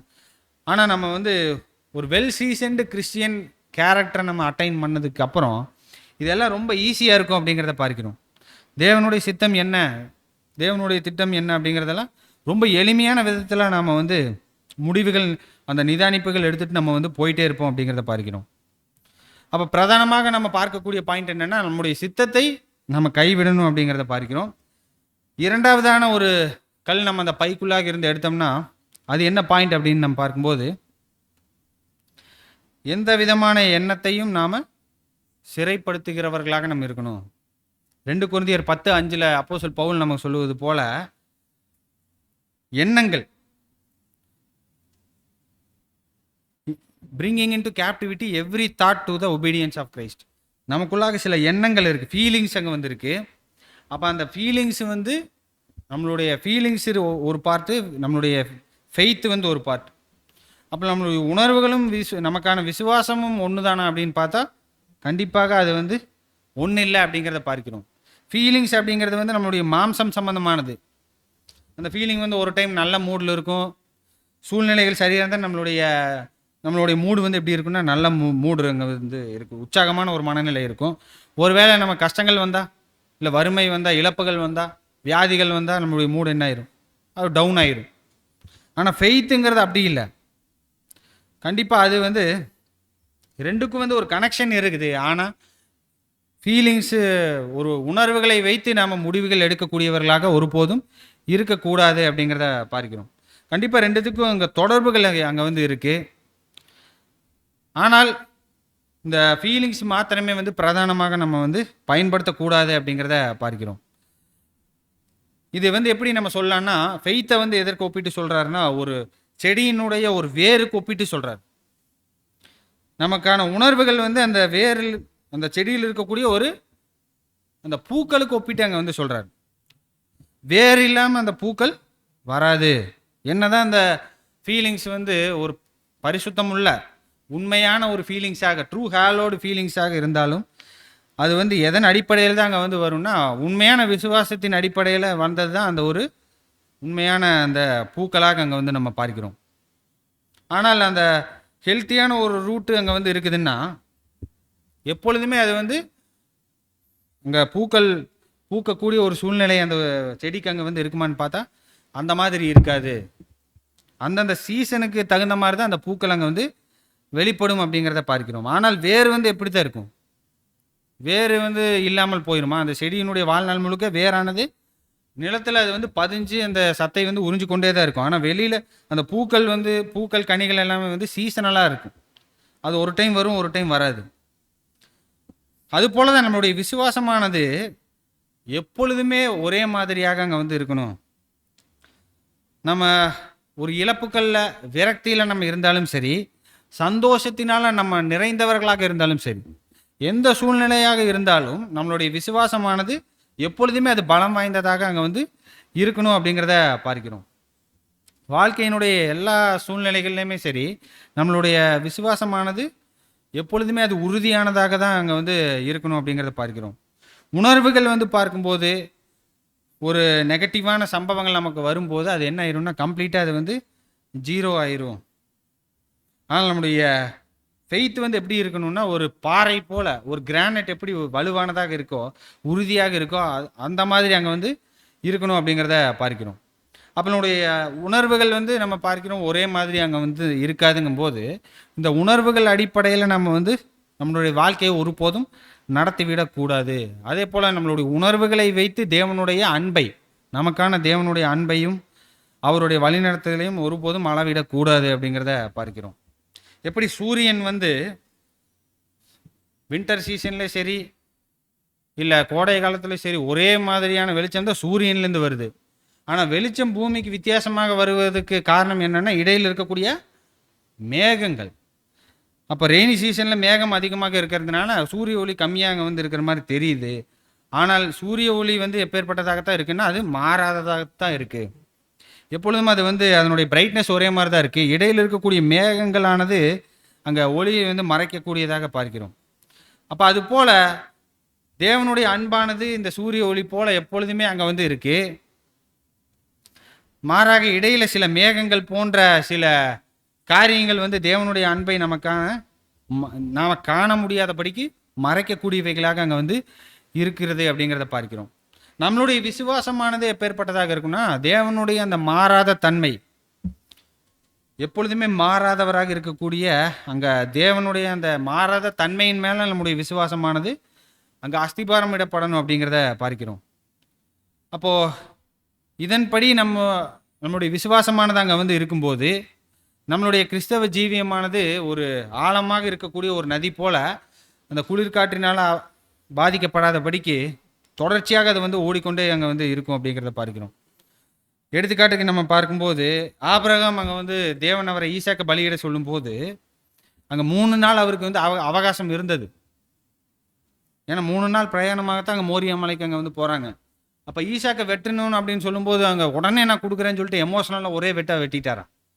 ஏன்னா அந்த 3 நாள் பிரயாணம் அவர் வந்து கடந்து போகும்போது ஈசாக்கும் அங்கே வந்து கூடவே வர்றாரு. அப்போ 3 நாளுங்கிறது எவ்வளோ லாங்கான ஒரு டைம். அப்போ இந்த 3 நாள் சென்ற பிற்பாடும் அவர் வந்து அவர் எடுத்த முடிவில் தேவனுடைய வார்த்தைக்கு கீழ்ப்படியணும் அப்படிங்கிற முடிவில் உறுதியாக இருக்காருன்னா அது வந்து எமோஷனலாக ஒரு ஃபீலிங்ஸாக ஒரு இம்பல்ஸாக வந்த ஒரு ரியாக்ஷன் அங்கே வந்து கிடையாது. அது வந்து உறுதியான ஒரு விசுவாசத்தினால் ஏற்பட்ட ஒரு உறுதியான ஒரு முடிவுகளாக அது வந்து இருக்குது அப்படிங்கிறத பார்க்கிறோம்.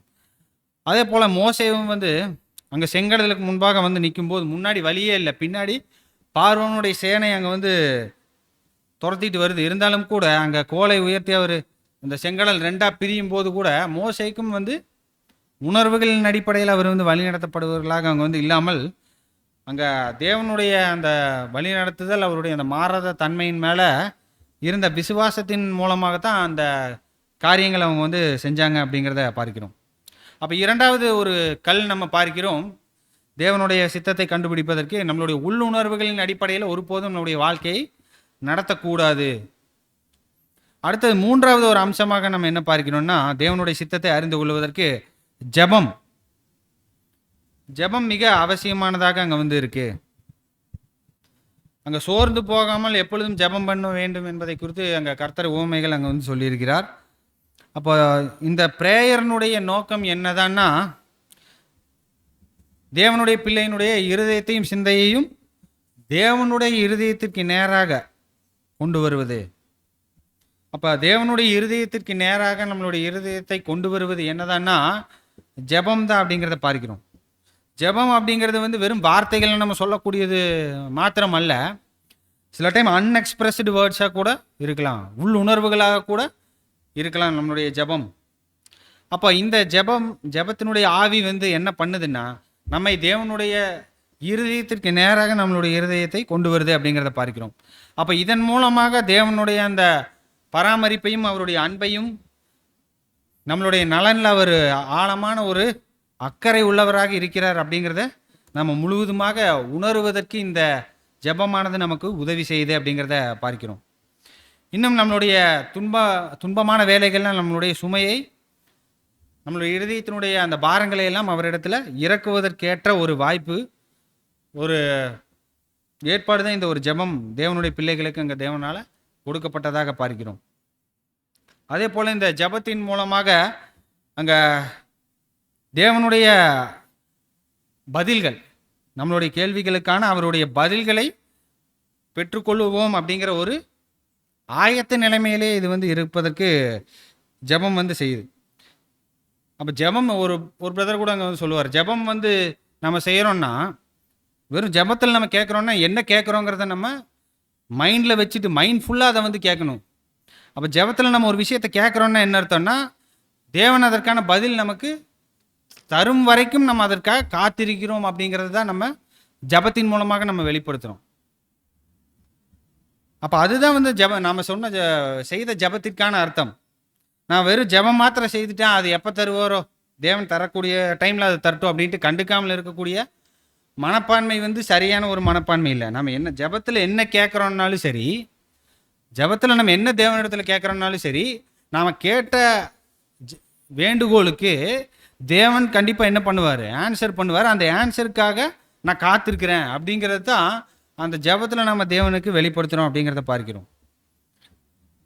அப்போது தேவன் அவருடைய பதில்களை எப்படி நமக்கு தருவார்னா, கண்டிப்பாக அவருடைய வார்த்தைகள் மூலமாகவும், அவருடைய அந்த எழுதப்பட்ட அவருடைய வார்த்தைகள் மூலமாகவும், தேவனுடைய ஜனங்களுடைய அந்த அவருடைய வார்த்தைகள் பிரசங்கிக்கப்படக்கூடிய அந்த காரியங்கள் மூலமாகவும் கண்டிப்பாக தேவன் வெளிப்படுத்துவார் அப்படிங்கிறத பார்க்கிறோம். அப்போ தேவனுடைய ஜனங்கள் தேவனுடைய சித்தத்தை அறிந்து கொள்வதற்கு இந்த ஜெபமானது அதிகமான ஒரு ஒரு பெரிய ஒரு பங்காக அங்கே இருக்கக்கூடியதாக இருக்குது. ஏன்னா நம்மளுடைய இருதயத்தினுடைய மனப்பான்மை இது சரியான விதத்தில் அவருடைய பதில்களை பெற்றுக்கொள்வதற்கேற்ற ஒரு பக்குவத்தை அதை நம்மளுடைய இருதயங்களுக்கு தருகிறதாக அங்கே பார்க்கிறோம். அதே போல் ஜெபம் எப்படியெல்லாம் ஏறெடுக்கணுங்கிறதை குறித்து நமக்கு தெரியும். என்னென்ன காரியங்கள் எல்லாம் தேவனிடத்தில் கேட்கணும் அதெல்லாமே நம்ம தனியாக நிறைய பாடங்கள் அங்கே பார்த்துருக்கிறோம். அதில் பிரதானமாக நம்ம பார்க்கக்கூடிய பாடம் என்னென்னா, செல்ஃபிஷான ஜெபம் நாம் ஒருபோதும் அங்கே ஏறெடுக்கக்கூடாது. சுயநலமான ஜெபம் ஏறெடுக்கக்கூடாது. மாம்சீக நன்மைகள், மாம்சீக ரீதியிலான பலனோ இல்லை மாம்சீக ரீதியிலான ஹெல்த்தோ இல்லை இந்த பூமிக்குரிய காரியங்களை நம்ம கேட்கக்கூடியது தான் செல்ஃபிஷான ப்ரேயர். அப்போ செல்ஃபிஷான ப்ரேயர் நிறைய பேர் கேட்டுட்டு அதன் வழியாக நிறைய பாதிப்புகளை அடைந்தவர்கள் தான் அதிகமான பேர் இருக்கிறாங்க. நிறைய பேர் சரீர சுகம் சரீர பலன் வேணும்னு கேட்டுட்டு அவங்களுக்கு தேவன் அந்த பலத்தையும் என்ன பண்ணிடுவார், கொடுத்துருவார். ஆனால் அதன் மூலமாக நிறைய சோதனைகளில் அகப்பட்டதாக அங்கே பிரதர் ரசலுடைய ரைட்டிங்ஸில் கூட நம்ம பார்க்கிறோம். அப்போ இந்த மாதிரி நிறைய காரியங்கள் தேவன் இடத்துல நம்ம கேட்கும்போது சுயநலமான ஜெபங்கள் ஏறெடுத்தோம்னா தேவன் என்ன பண்ணுவார்னா அதையும் நம்ம கொடுத்துருவார். ஆனால் அதை நமக்கு ரெஸ்ட்ரிக்ட் பண்ணி வச்சிருக்கக்கூடிய சூழ்நிலை தான் நமக்கு நம்மளுடைய புது சிஷ்யனுடைய வளர்ச்சிக்கேற்ற ஒரு சூழ்நிலைகளாக அங்கே இருக்கும். அப்போ செல்ஃபிஷ் ப்ரேயர் நிறைய டைம் நமக்கு பாதிப்புகளை தான் அங்கே ஏற்படுத்தும் அப்படிங்கிறத பார்க்கிறோம்.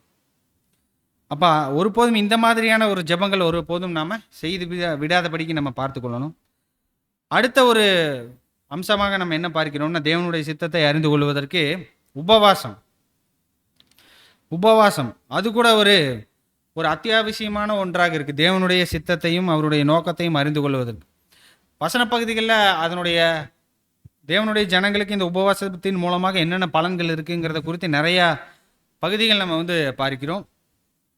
கர்த்தரும் அவருடைய ஜனங்களுக்கு இதையே ரெக்கமெண்ட் பண்ணி அவர் சொல்லியிருக்காரு. ஏன்னா கர்த்தரே சொல்லும்போது நீங்கள் எப்படி ஜெபம் பண்ணுங்கிறத குறித்து கூட சொல்லியிருக்காரு. அதே போல் எப்படி உபவாசிக்கணுங்கிறத குறித்து கூட கர்த்தர் சீஷர்களுக்கு கட்டளையிட்டு இருக்கார். மத்தேயு 6வது அதிகாரம் 17-18 வாசிக்கலாம்.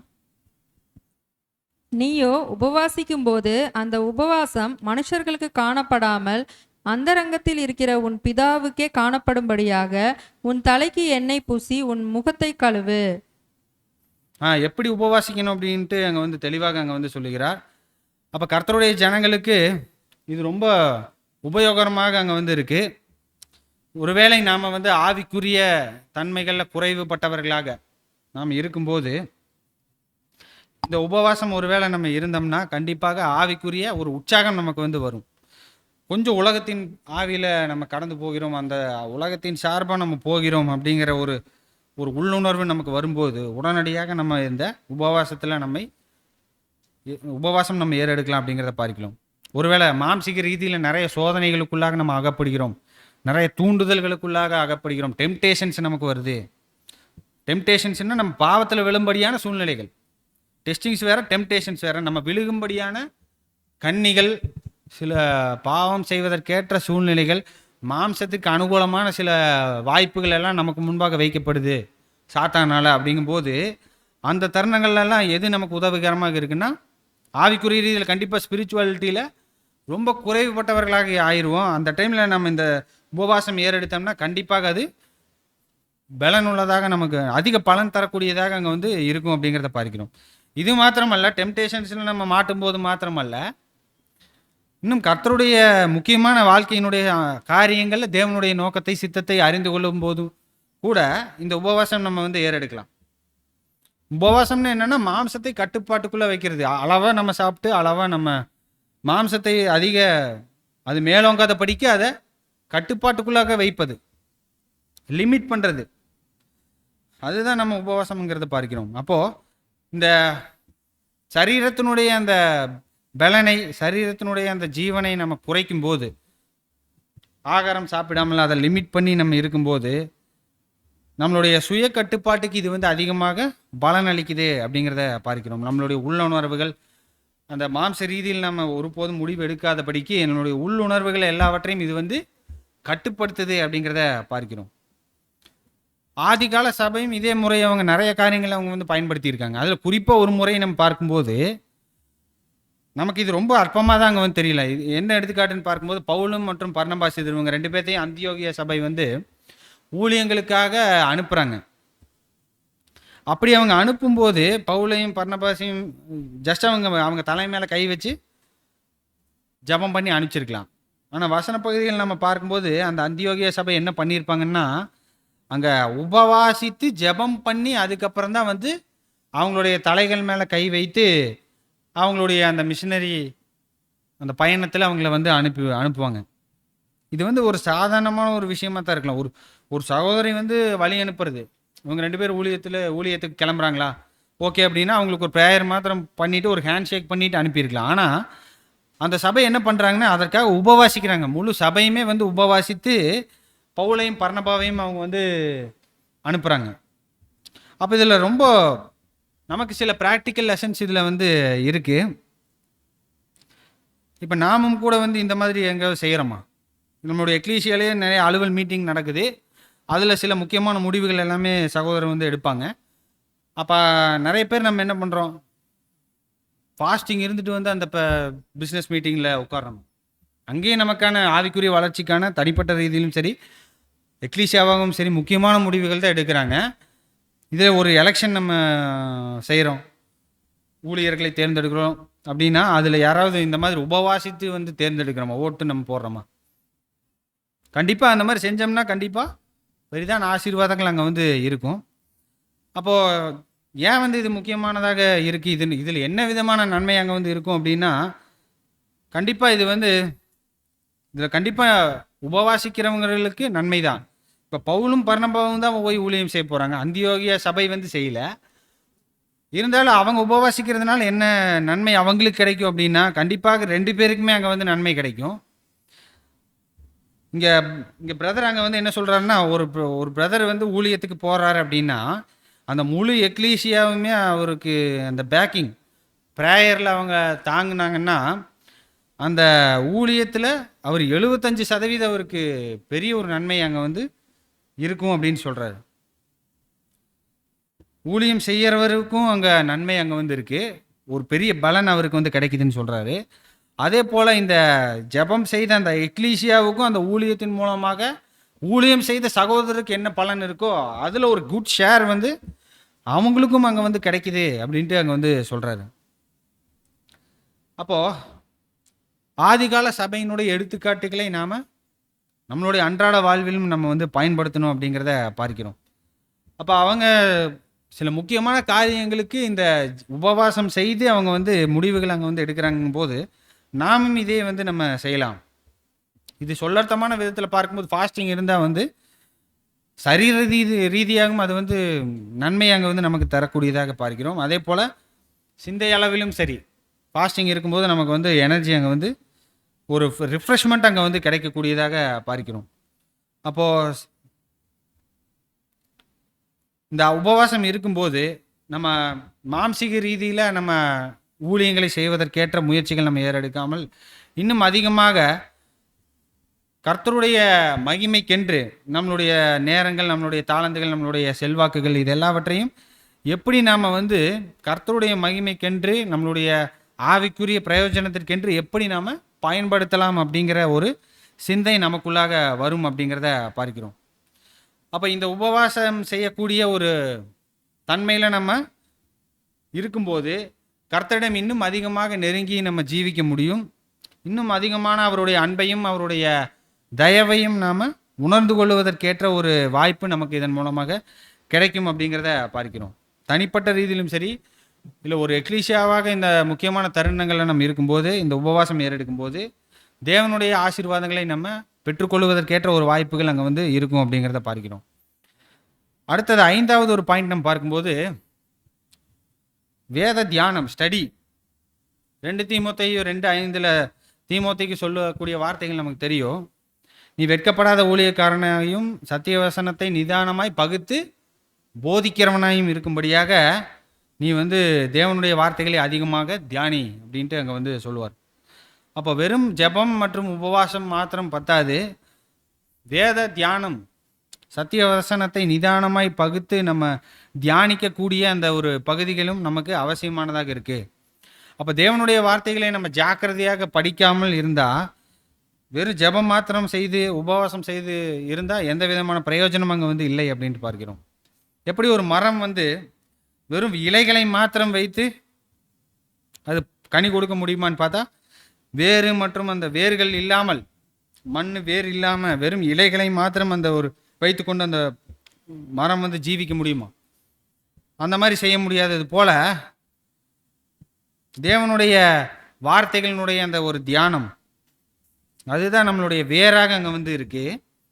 அப்போ தேவனுடைய வார்த்தைகளின் அதில் இருக்கக்கூடிய நமக்கான வாக்கு தத்தங்களை நம்ம எந்த அளவுக்கு அதிலிருந்து நம்மதாக்கி கொள்ளுகிறோமோ, அதை நம்ம உறிஞ்சுறோமோ, எப்படி அந்த மரம் இந்த வேரின் மூலமாக நிலத்தில் இருக்கக்கூடிய சத்தையெல்லாம் உறிஞ்சுதோ, அதுபோல் தேவனுடைய வார்த்தைகளிலிருந்து அவருடைய வாக்கு தத்தங்களை நம்ம எந்த அளவுக்கு அதை நம்ம பதித்து வைத்து நமக்கானதாக்கி கொள்ளுகிறோமோ, நம்மளுடைய இருதயத்தில் பதிக்கிறோமோ, அந்த அளவுக்கு நம்ம தேவனுடைய சித்தத்தின்படி செய்கிறவர்களாக நம்ம இருப்போம் அப்படிங்கிறத பார்க்கிறோம்.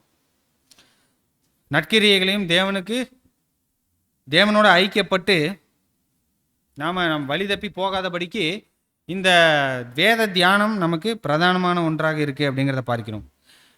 இதன் வழியாக வேத தியானம் இல்லாமல் நாம் என்னதான் நம்ம தேவனுடைய சித்தத்தை கண்டுபிடிக்க நம்ம என்ன முயற்சி செய்தாலும் அது நம்ம வஞ்சனைக்குள்ளாக தான் நம்ம போய் முடியும் அப்படிங்கிறத பார்க்கிறோம்.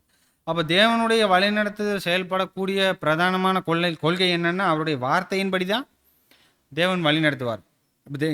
இன்னொரு விதத்தில் சொல்லும்போது தேவனுடைய வார்த்தைகளின்படி தான் அவருடைய வழிநடத்துதல் இருக்கும். தேவனுடைய வார்த்தைகளுக்கு அப்படியே நேர்மாறாக அவருடைய வழிநடத்துதல் இருக்குமா? இருக்காது.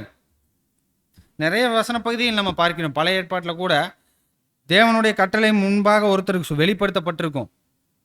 ஆனால் அதை மாறி இன்னொருத்தர் சொல்லுவார். அந்த பொய்யை நம்பிட்டு இவர் போகும்போது என்ன ஆகும்னா, ஒரிஜினலாக சொன்ன தேவனுடைய வார்த்தைகள் தான் நிறைவேறும் அப்படிங்கிறத பார்க்கிறோம். நிறையா வசன பகுதிகள் நம்ம பார்க்கிறோம். சவுலினுடைய விஷயத்தில் கூட பார்க்கிறோம். இன்னும் நிறைய பேர் தேவனுக்கு அவங்க பண்ண வேண்டாம்னு சொல்லியிருப்பார். ஆனால் அவர் வேறு யாரோ ஒருத்தருடைய பொய்யை நம்பி அவங்க போவாங்க. இறுதியாக எதுதான் நிறைவேறும்னா, தேவன் ஒரிஜினலாக சொன்னது தான் நிறைவேறும். அப்போது தேவனுடைய ப்ராவிடன்ஸ் எப்படி தான் இருக்கும்னா, அவருடைய வார்த்தைகளின்படி தான் இருக்கும். அவருடைய வார்த்தைகளின்படி தான் அவர் வழிநடத்துதல் இருக்கும். அவருடைய ஆலோசனைகள் எல்லாமே அவருடைய வார்த்தைகளின்படி தான் இருக்கும். அதற்கு எதிர்மாறாக ஒருபோதும் அங்கே இருக்காது அப்படிங்கிறத பார்க்கிறோம். அப்போ இந்த ஒரு கொள்கையை நம்ம நமக்கானதாக்கி கொள்ளணும். இந்த தேவனுடைய சத்திய வேதத்தினுடைய தியானம் தான் தேவனுடைய சித்தத்தை பிரதானமாக அறிந்து கொள்வதற்கு ஏற்ற ஒரு பெரிய ஒரு கொள்கையாக அங்கே இருக்குது. அதனால் சத்திய வார்த்தைகளில் நம்ம எந்த அளவுக்கு நம்மை பயிற்றுவிக்கிறோமோ அந்த அளவுக்கு தேவனுடைய சித்தத்தை நம்ம ரொம்ப க்ளோஸாக ஃபாலோ பண்ண முடியும் அப்படிங்கிறத பார்க்கிறோம். அடுத்தது 6வது ஒரு பாயிண்ட் என்ன நம்ம பார்க்கிறோம்னா, ஆவிக்குரிய ஒரு நிதானிப்பு. 1 கொரிந்தியர் 2வது அதிகாரம் 12வது வசனம் வாசிக்கலாம்.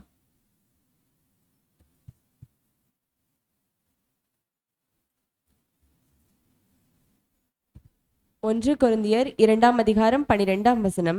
நாங்களோ உலகத்தின் ஆவியை பெறாமல் தேவனால் எங்களுக்கு அருளப்பட்டவைகளை அறியும்படிக்கு தேவனிலிருந்து புறப்படுகிற ஆவியையே பெற்றோம். ஸ்பிரிச்சுவல் டிசைன்மெண்ட், ஆவிக்குரிய அந்த நிதானிப்பு. அப்போ தேவன் நமக்கு என்ன கொடுத்திருக்கிறார்னா, உலகத்தின் ஆவியை நம்ம பெறாமல் தேவனால் எங்களுக்கு அருளப்பட்டவைகளை அறியும்படிக்கு தேவனிடத்திலிருந்து புறப்படுகிற ஆவியையே பெற்றிருக்கிறோம். அப்போ தேவனுடைய ஆவியினால் நம்ம நிரப்பப்படணும்னா, நாம் தேவனிடத்தில் அதிகமாக நம்ம தேவனுடைய ஆவியை கேட்கும்போது அவர் அதை அதிகமாக நமக்கு தருகிறார். எப்படி பூமிக்குரிய பெற்றோர்கள் அவருடைய பிள்ளைகளுக்கு நல்ல ஈவுகளை கொடுக்க அவங்க சித்தமுள்ளவர்களாக அவங்க வந்து இருக்கும்போது, பிதாவானவர் தம்மை நோக்கி பரிசுத்தாவி ஒருவர் வேண்டி கேட்டுக்கொண்டால் அதையே தருவது அதிக நிச்சயம் அல்லவா அப்படின்ட்டு நமக்கு கர்த்தர் இயேசு அங்கே வந்து சொல்லியிருக்கிறதாக பார்க்கிறோம். அப்போது இந்த ஆவியை நாம் அதிகமாக பெற்றுக்கொள்ளும்போது தேவனுடைய ஆவிக்கேற்றவைகளை நாம் நிதானிக்க முடியும். உலகத்தின் ஆவியில் ஜென்ம சுபாவத்தில் நம்ம ஒருபோதும் தேவனுடைய ஆவிக்குரியவைகளை நிதானிக்க முடியாது. ஜென்ம சுபாவமான மனுஷனோ தேவனுடைய ஆவிக்குரியவைகளை ஏற்றுக்கொள்ளான், அவைகள் அவனுக்கு பைத்தியமாக தோன்றும். அப்போ தேவனுடைய ஆவியை நம்ம பெற்றுக்கொள்ளணும்னா இது வந்து எடுத்தெடுப்பில் நமக்கு முழுமையான ஆவியை நமக்கு கொடுக்குறாருன்னு பார்த்தா அந்த மாதிரி இல்லை. ஆவியை பெற்றுக்கொள்வதுங்கிறது வந்து ஒரு கிராஜுவல் ப்ராசஸ். அப்போ எந்த அளவுக்கு நம்ம சுயத்தை நம்ம வெறுமையாக்குறோமோ, உலகத்தின் ஆவியை நம்மளிடத்துலேருந்து எடுத்து போடுகிறோமோ, சுயத்தின் ஆவியை நம்ம எந்த அளவுக்கு எடுத்து போடுகிறோமோ, எந்த அளவுக்கு நம்மை வந்து வெறுமையாக்குகிறோமோ, எந்த அளவுக்கு சுயத்தை நம்மை விட்டு எடுத்து போடுகிறோமோ, அந்த அளவுக்கு தான் தேவன் நம்மை பரிசுத்த ஆவியை கொண்டு நிரப்புவார். எந்த அளவுக்கு நம்ம சுயத்தை கைவிடுகிறோமோ அந்த அளவுக்கு தான் கிறிஸ்துவனுடைய சிந்தை நமக்குள்ளாக பெற்றுக்கொள்ள முடியும் அப்படிங்கிறத பார்க்கிறோம். அப்போ எல்லாருக்கும் ஒரே விதமான ஒரு வளர்ச்சி இதில் ஆவியை பெற்றுக்கொள்வதில் இருக்காது. ஏன்னா ஒரு சிலர் அவங்க வந்து இந்த ஆவியை முழுமையாக பெற்றுக்கொள்வதில் அதிக காலம் எடுத்துக்கொள்ளுபவர்களாக இருப்பாங்க. ஏன்னா அவங்க வந்து சுயத்தை கைவிடுகிறதுல இந்த உலகத்தின் ஆவியை தங்களிடத்திலிருந்து, சுயத்தின் ஆவியை தங்களிடத்திலிருந்து எடுத்து போடுவதில் அவங்க நாட்கள் அதிகமாக எடுத்துக்கிறாங்க அப்படிங்கிறத பார்க்கிறோம். அப்போ அது வரைக்கும் என்ன ஆகும்னா கர்த்தருடைய சித்தத்தை நிறைவேற்றுவதில், தேவனுடைய சித்தத்தின்படி நடக்கிறதுல அதிக அந்த தடுமாற்றங்கள் அங்கே வந்து இருக்கும் அப்படிங்கிறத பார்க்கிறோம். எந்த அளவுக்கு நம்ம இந்த ஃபஸ்ட்டு பாயிண்ட்டே இதெல்லாம் கூட நம்ம கனெக்ட் பண்ணுறோம். ஆவிக்குரிய நிதானிப்பிலும் கூட இந்த சுயத்தை கைவிடுதலில் தான் உங்கள் தேவனுடைய ஆவி நமக்கு அதிகமாக கிடைக்கக்கூடியதாக பார்க்கிறோம். அடுத்தது 7வது ஒரு பாயிண்ட் என்னென்னா வேத தியானம், வேத ஆராய்ச்சி. நம்ம இதுக்கு முன்பாக பார்த்தோம். இது வேத தியானம் மற்றும் நமக்குள்ளாகவே அதை அசை போடுதல். இப்போ தேவனுடைய ஜனங்கள் தேவனுடைய வார்த்தைகளை தங்களுக்குள்ளாகவே அதை அசை போட்டுட்டு அதை வந்து நாள்தோறும் அதை வந்து தியானித்து கொண்டே இருக்கணும் அப்படிங்கிறத பார்க்கிறோம். கடந்த காலங்களில் தேவன் நம்ம எப்படி வழி நடத்தினார் அப்படிங்கிறத தொடர்ச்சியாக அவங்க வந்து தியானிச்சுட்டே இருக்கணும். ஏன்னா தேவன் நம்ம எப்படி தான் வந்து நடக்கணும்னு விரும்புகிறான்னா, நம்மளுடைய மாம்சீக கண்களின்படி பார்த்து நம்ம விசுவாசிக்கிறது இல்லை, காணாத ஒரு கண்டு விசுவாசிக்காமல் காணாமல் விசுவாசிக்கக்கூடிய ஒரு ஜனங்களாக நம்ம வந்து இருக்கிறோம். அப்போது தேவன் வந்து இதன் மூலமாக நம்முடைய விசுவாசத்தின் மூலமாக நம்மளுடைய வாழ்க்கையானது இருக்கணுங்கிறதன் மூலமாக தேவன் நம்மளுடைய கீழ்ப்படிதலையும் நம்மளுடைய அந்த விடாமுயற்சியும் வந்து இதன் மூலமாக சோதிக்கிறார். அப்போது நாம் என்ன பண்ண வேண்டியது இருக்குன்னா, நம்மளுடைய அந்த தியானங்களில் விசுவாசத்தின்படியான வாழக்கூடிய ஒரு வாழ்க்கை தான் தேவன் நமக்கு வந்து வைத்திருக்கிறார். அப்போது நாம் கண்டு விசுவாசிக்கக்கூடிய வாய்ப்புகள் நமக்கு வந்து இல்லை அப்படிங்கிறத நாள்தோறும் நமக்கு நாமே நினைவுபடுத்தி கொண்டவர்களாக நம்ம வந்து இருக்கணும். அப்போது இந்த மாதிரி நம்ம செய்யணும் அப்படின்னா நாள்தோறும் நம்ம ஜெபத்தில் அவர் இடத்துல போகணும் அப்படிங்கிறத பார்க்கிறோம். ஏன்னா பழைய ஏற்பாட்டுக்காரங்களில் இருக்கிறது போல வெளிப்படையான அந்த அடையாளங்கள் நமக்கு எதுவுமே இல்லை. ஒவ்வொரு நாளும் நம்ம என்ன முடிவுகள் எடுக்கணுங்கிறதை குறித்து வெளிப்புறமான அந்த அடையாளங்கள் நமக்கு வந்து இல்லாததுனால நாம் என்ன பண்ண வேண்டியது இருக்குன்னா, தேவனிடத்தில் ஜெபத்தில் சென்று அவரிடத்திலிருந்து அந்த வழிநடத்துதல்களை நாம் வந்து பெற்றுக்கொள்ளணும் அப்படிங்கிறத பார்க்கிறோம். சில டைமில் வசன பகுதிகளில் தெளிவாக அங்கே வந்து இருக்கும். இப்போ வந்து ஒரு திருமணம் செய்கிறோம் அப்படின்னா, அந்நிய நோக்கத்திலே அவிசுவாசிகளுடன் பிணைக்கப்படாத இருப்பீர்களாக அப்படின்ட்டு பிளெயினாக இருக்குது. அப்போ நமக்கு ஈஸியாக நம்ம ஒரு சில கட்டளைகளை நம்ம நிறைவேற்றுவது ரொம்ப பிளெயினாக இருக்கும். ஆனால் சில தருணங்களில் வந்து என்ன ஆகும்னா, நம்ம ஓன் ஜட்ஜ்மெண்ட்டு, நம்மளுடைய சொந்த நிதானிப்பையே வைத்து நம்ம வந்து முடிவுகள் எடுக்கணும். சில டைம் வசனங்களில் வந்து தெளிவாக இருக்காது. நம்ம ஏற்கனவே பார்த்தது போல் ஆவியின்படி எழுத்துக்கள் இருக்குது, பிரமாணங்கள். ஆனால் அந்த எழுத்துக்களை வைத்துக்கொண்டு ஆவியில் பயிற்சி செய்யணும். அதை அந்த தேவனுடைய நியாயப்பிரமாணத்தினுடைய ஆவியின்படி நம்ம முடிவெடுக்கணும். அப்போ நம்முடைய சொந்த ஜட்ஜ்மெண்ட்டில் தான் நம்ம முடிவெடுக்கணும். இப்போ எப்படி ஒரு ரோடு கிராஸ் பண்ணுறோன்னா எவ்வளோ டிஸ்டன்ஸில் இந்த சைடு வாகனங்கள் வருதுங்கிறத நம்ம கரெக்டாக ஜட்ஜ் பண்ணி நம்ம பண்ணுறோமோ, அதுபோல் நம்மளுடைய சொந்த ஜட்ஜ்மெண்ட்டில் தான் நம்மளுடைய முடிவுகள் அங்கே வந்து சில டைம் அங்கே வந்து இருக்கும். அப்போ நம்ம என்ன பண்ண வேண்டியது இருக்குன்னா, அந்த டைமில் நம்மளுடைய சிந்தை மேலே அதிக பாரத்தை நாம் வந்து கொண்டு போகாமல், ஏன்னா எல்லாமே வந்து நம்மை மீறி இருக்கும்போது அந்த டைம் நம்ம என்ன பண்ண வேண்டியது இருக்குன்னா, கர்த்தரிடத்தில் முழுமையாக நம்மை காரியங்கள் எல்லாவற்றையும் ஒப்பு கொடுக்க வேண்டியது அவசியமாக இருக்குது அப்படிங்கிறத பார்க்கிறோம். ஏன்னா நம்மளுடைய பலனை தாண்டி, நம்மளுடைய ஜட்ஜ்மெண்ட்டை எல்லாமே தாண்டி அங்கே வந்து இருக்கும்போது அந்த டைமில் நம்ம என்ன பண்ண வேண்டியது இருக்குன்னா, முழுமையாக தேவனிடத்தில் நம்ம ஒப்பு கொடுக்கணும் அப்படிங்கிறத பார்க்கிறோம். அப்போ ஒவ்வொரு நாளும் நம்மளுடைய நாளை துவங்கும் போது நம்மளுடைய ஆட்டிடியூடு, மனப்பான்மை என்னவாகத்தான் இருக்குன்னா, கர்த்தரே இதோ நான் இருக்கிறேன், என்னை உமக்கு முன்பாக ஒப்புவிக்கிறேன் அப்படின்ட்டு கர்த்தர் எப்படி தன்னை ஒப்பு கொடுத்தாரோ, உமது சித்தமாய் செய்ய இதோ, உமது சித்தம் செய்ய இதோ வருகிறேன் அப்படின்ட்டு ஒப்பு கொடுத்தாரோ, அதுபோல் ஒவ்வொரு நாளினுடைய துவக்கத்திலும் நம்மளுடைய மனப்பான்மை இதுவாகத்தான் இருக்கணும் அப்படிங்கிறத பார்க்கிறோம். அப்போது இந்த ஒரு நாளை துவங்கும் போது தேவனுடைய கிருபையினால் ஊழியத்தினுடைய வாய்ப்புகள் எனக்கு அதிகமாக நீங்கள் தருவீங்கன்ட்டு நான் விசுவாசிக்கிறேன். அப்போ அந்த ஊழியங்கள் செய்வதற்கேற்ற ஆலோசனைகளையும் அந்த ஊழியங்கள் செய்வதற்கேற்ற பலத்தையும் எனக்கு தாருங்க அப்படின்ட்டு அந்த நாளினுடைய துவக்கத்திலேயே நம்ம வந்து தேவனிடத்தில் அந்த வேண்டுகோளை நம்ம வந்து வைக்கணும் அப்படிங்கிறத பார்க்கிறோம். உம்முடைய வழிநடத்துதல்கள் ஏதோ ஒரு விதத்தில் எனக்கு காண்பிக்கப்படும் போது என்னுடைய கண்கள் அதை நோக்குவதற்கு எப்பொழுதுமே எச்சரிக்கையாக இருக்கணும். அதை நான் செய்வதற்கு எந்த விலை கொடுத்தாலும் பரவாயில்ல, அதற்கேற்ற ஒரு கிரியை நான் வந்து செய்யணும், அதற்கேற்ற பலன் எனக்கு வந்து தரணும் அப்படிங்கிற ஒரு மனப்பான்மையில் நம்ம வந்து இருக்கணும் அப்படிங்கிறத பார்க்கிறோம். அப்போது இந்த ஒரு மனப்பான்மையில் ஒவ்வொரு நாளும் நம்ம ஒப்பு கொடுத்தோம்னா கண்டிப்பாக தேவனுடைய வழிநடத்துதல்கள் அங்கே வந்து இருக்கும் அப்படிங்கிறத பார்க்கிறோம். அப்போ தேவனுடைய வழிநடத்துதல்கள் தேவனுடைய வார்த்தைகளின்படி தான் இருக்கும். தேவனுடைய ஜனங்களுடைய புது சிருஷ்டியினுடைய வளர்ச்சிக்கு ஏற்றபடி தான் இருக்கும். கண்டிப்பாக இந்த மாம்சமானது ஃப்ளரிஷ் ஆகிறதுக்கு, அது வந்து மேற்கொண்டு வளருவதற்கு தேவனுடைய வழிநடத்துதல் இருக்காது. மாம்சத்தினுடைய அழிவுக்கு தான் அங்கே வந்து இருக்கும்.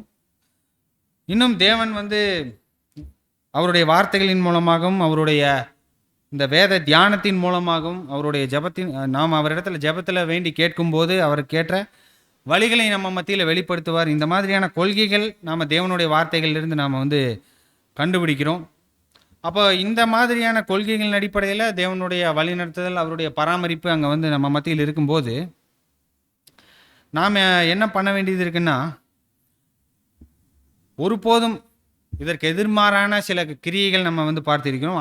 அந்த மாதிரியான கிரியைகளுக்குள்ளாக நம்ம போகாதபடிக்கு தேவனுடைய ஜனங்கள் தேவனுடைய சித்தத்தின்படி நடப்பது அவங்களுக்கு எப்பொழுதுமே வந்து லாபகரமானது அப்படிங்கிறத நினைவில் வைக்கணும் அப்படிங்கிறத பார்க்கிறோம். அப்போ தேவனுடைய சித்தம் வந்து எப்படி இருக்குன்னா, அந்த டைமில் வந்து நமக்கு ஒரு வேளை புரியாது. இப்போ ஃபார் எக்ஸாம்பிள் நம்ம யோசேப்பே நம்ம எடுத்தோம்னா கூட, யோசேப்பு ஆரம்பத்தில் சகோதரர் எல்லாராலும் எதிர்க்கப்படுகிறார். 11 பேருமே அவரை வந்து கொலை செய்கிற அளவுக்கு அவங்க துணிஞ்சிடுறாங்க. அவரை கொண்டு போய் அடிமையாக வித்துடுறாங்க. அங்கே போயும் அவருக்கு வந்து என்ன நடக்குதுன்னா, அங்கேயும் வந்து வீழ்ச்சி தான். ஜெயிலில் போடப்படுறார் தவறான குற்றச்சாட்டுக்காக. இன்னும் அவருடைய தண்டனை காலமானது நீடிக்கப்படுகிறது. அப்போ இது எல்லாமே வந்து எதற்கு தான் அப்படின்ட்டு பின்னாட்கள் அவர் யோசிப்பார்னா, அந்த அவருடைய வீட்டாரே பஞ்சமான சூழ்நிலையில் அவரை தேடி வரும்போது அவங்க கண்டுபிடிச்சதுக்கப்புறம் அவரை பார்த்து அவருக்கு விரோதமாக செய்த எல்லா குற்றங்களுக்காகவும் அவங்க என்ன பண்ணுவாங்க, மன வருத்தப்படுவாங்க. ஆனால் யோசேப்பு என்ன சொல்லுவார்னா, இதை குறித்து நீங்கள் வருத்தப்படாதீங்க, ஜீவ ரட்சனை செய்வதற்காக தேவனே என்ன பண்ணிட்டாரு, என்னை முன்கூட்டியே இந்த இடத்துக்கு வந்து அனுப்பி இவ்வளோ பெருசாக உயர்த்திட்டார், அதனால் இதை குறித்து நீங்கள் வருத்தப்படாதீங்க அப்படின்ட்டு சொல்லுவார். அப்போது சில டைமில் வந்து தேவனுடைய ஜனங்கள் என்ன பண்ண வேண்டியது இருக்குன்னா, தேவனுக்காக அங்கே வந்து காத்திருக்க வேண்டியது அவசியமாக இருக்குது. ஒரு சில டைமில் வந்து நம்மளுடைய வளர்ச்சிகள்,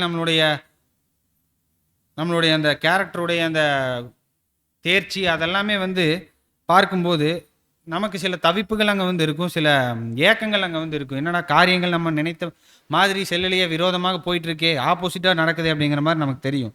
ஆனால் தேவனுடைய வழிநடத்தல் மேலே முழுவதுமாக நம்ம விசுவாசம் வைக்கும்போது கண்டிப்பாக பின்னாட்களில் நம்ம என்ன சொல்லுவோம்னா, ரோமர் 8:28 சொல்லுவது போல் சகலமும் நன்மைக்கு ஏதுவாக தான் அங்கே வந்து நடந்திருக்கு அப்படின்ட்டு தான் நம்ம யோசிப்போம்.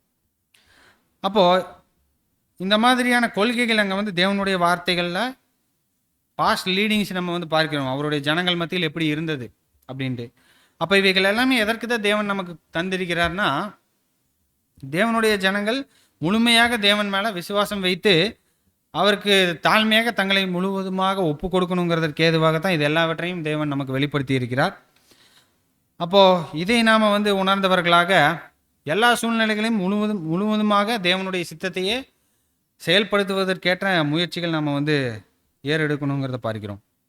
அப்போ பழைய ஏற்பாட்டு அந்த ஊரின் தும்மியும் போல கர்த்தர் இயேசுவும் பரிசுத்த ஆவியும் தேவனுடைய வார்த்தைகளும் தேவனுடைய சித்தத்தை உங்களுக்கும் எனக்கும் வெளிப்படுத்தி அதையே நாம் நிறைவேற்றும்படிக்கு அவருடைய பலன் தந்து நம்மை வழிநடத்துவாராக. தேவன் தாமே இந்த வார்த்தைகளை ஆசீர்வதிப்பாராக. ஆமென்.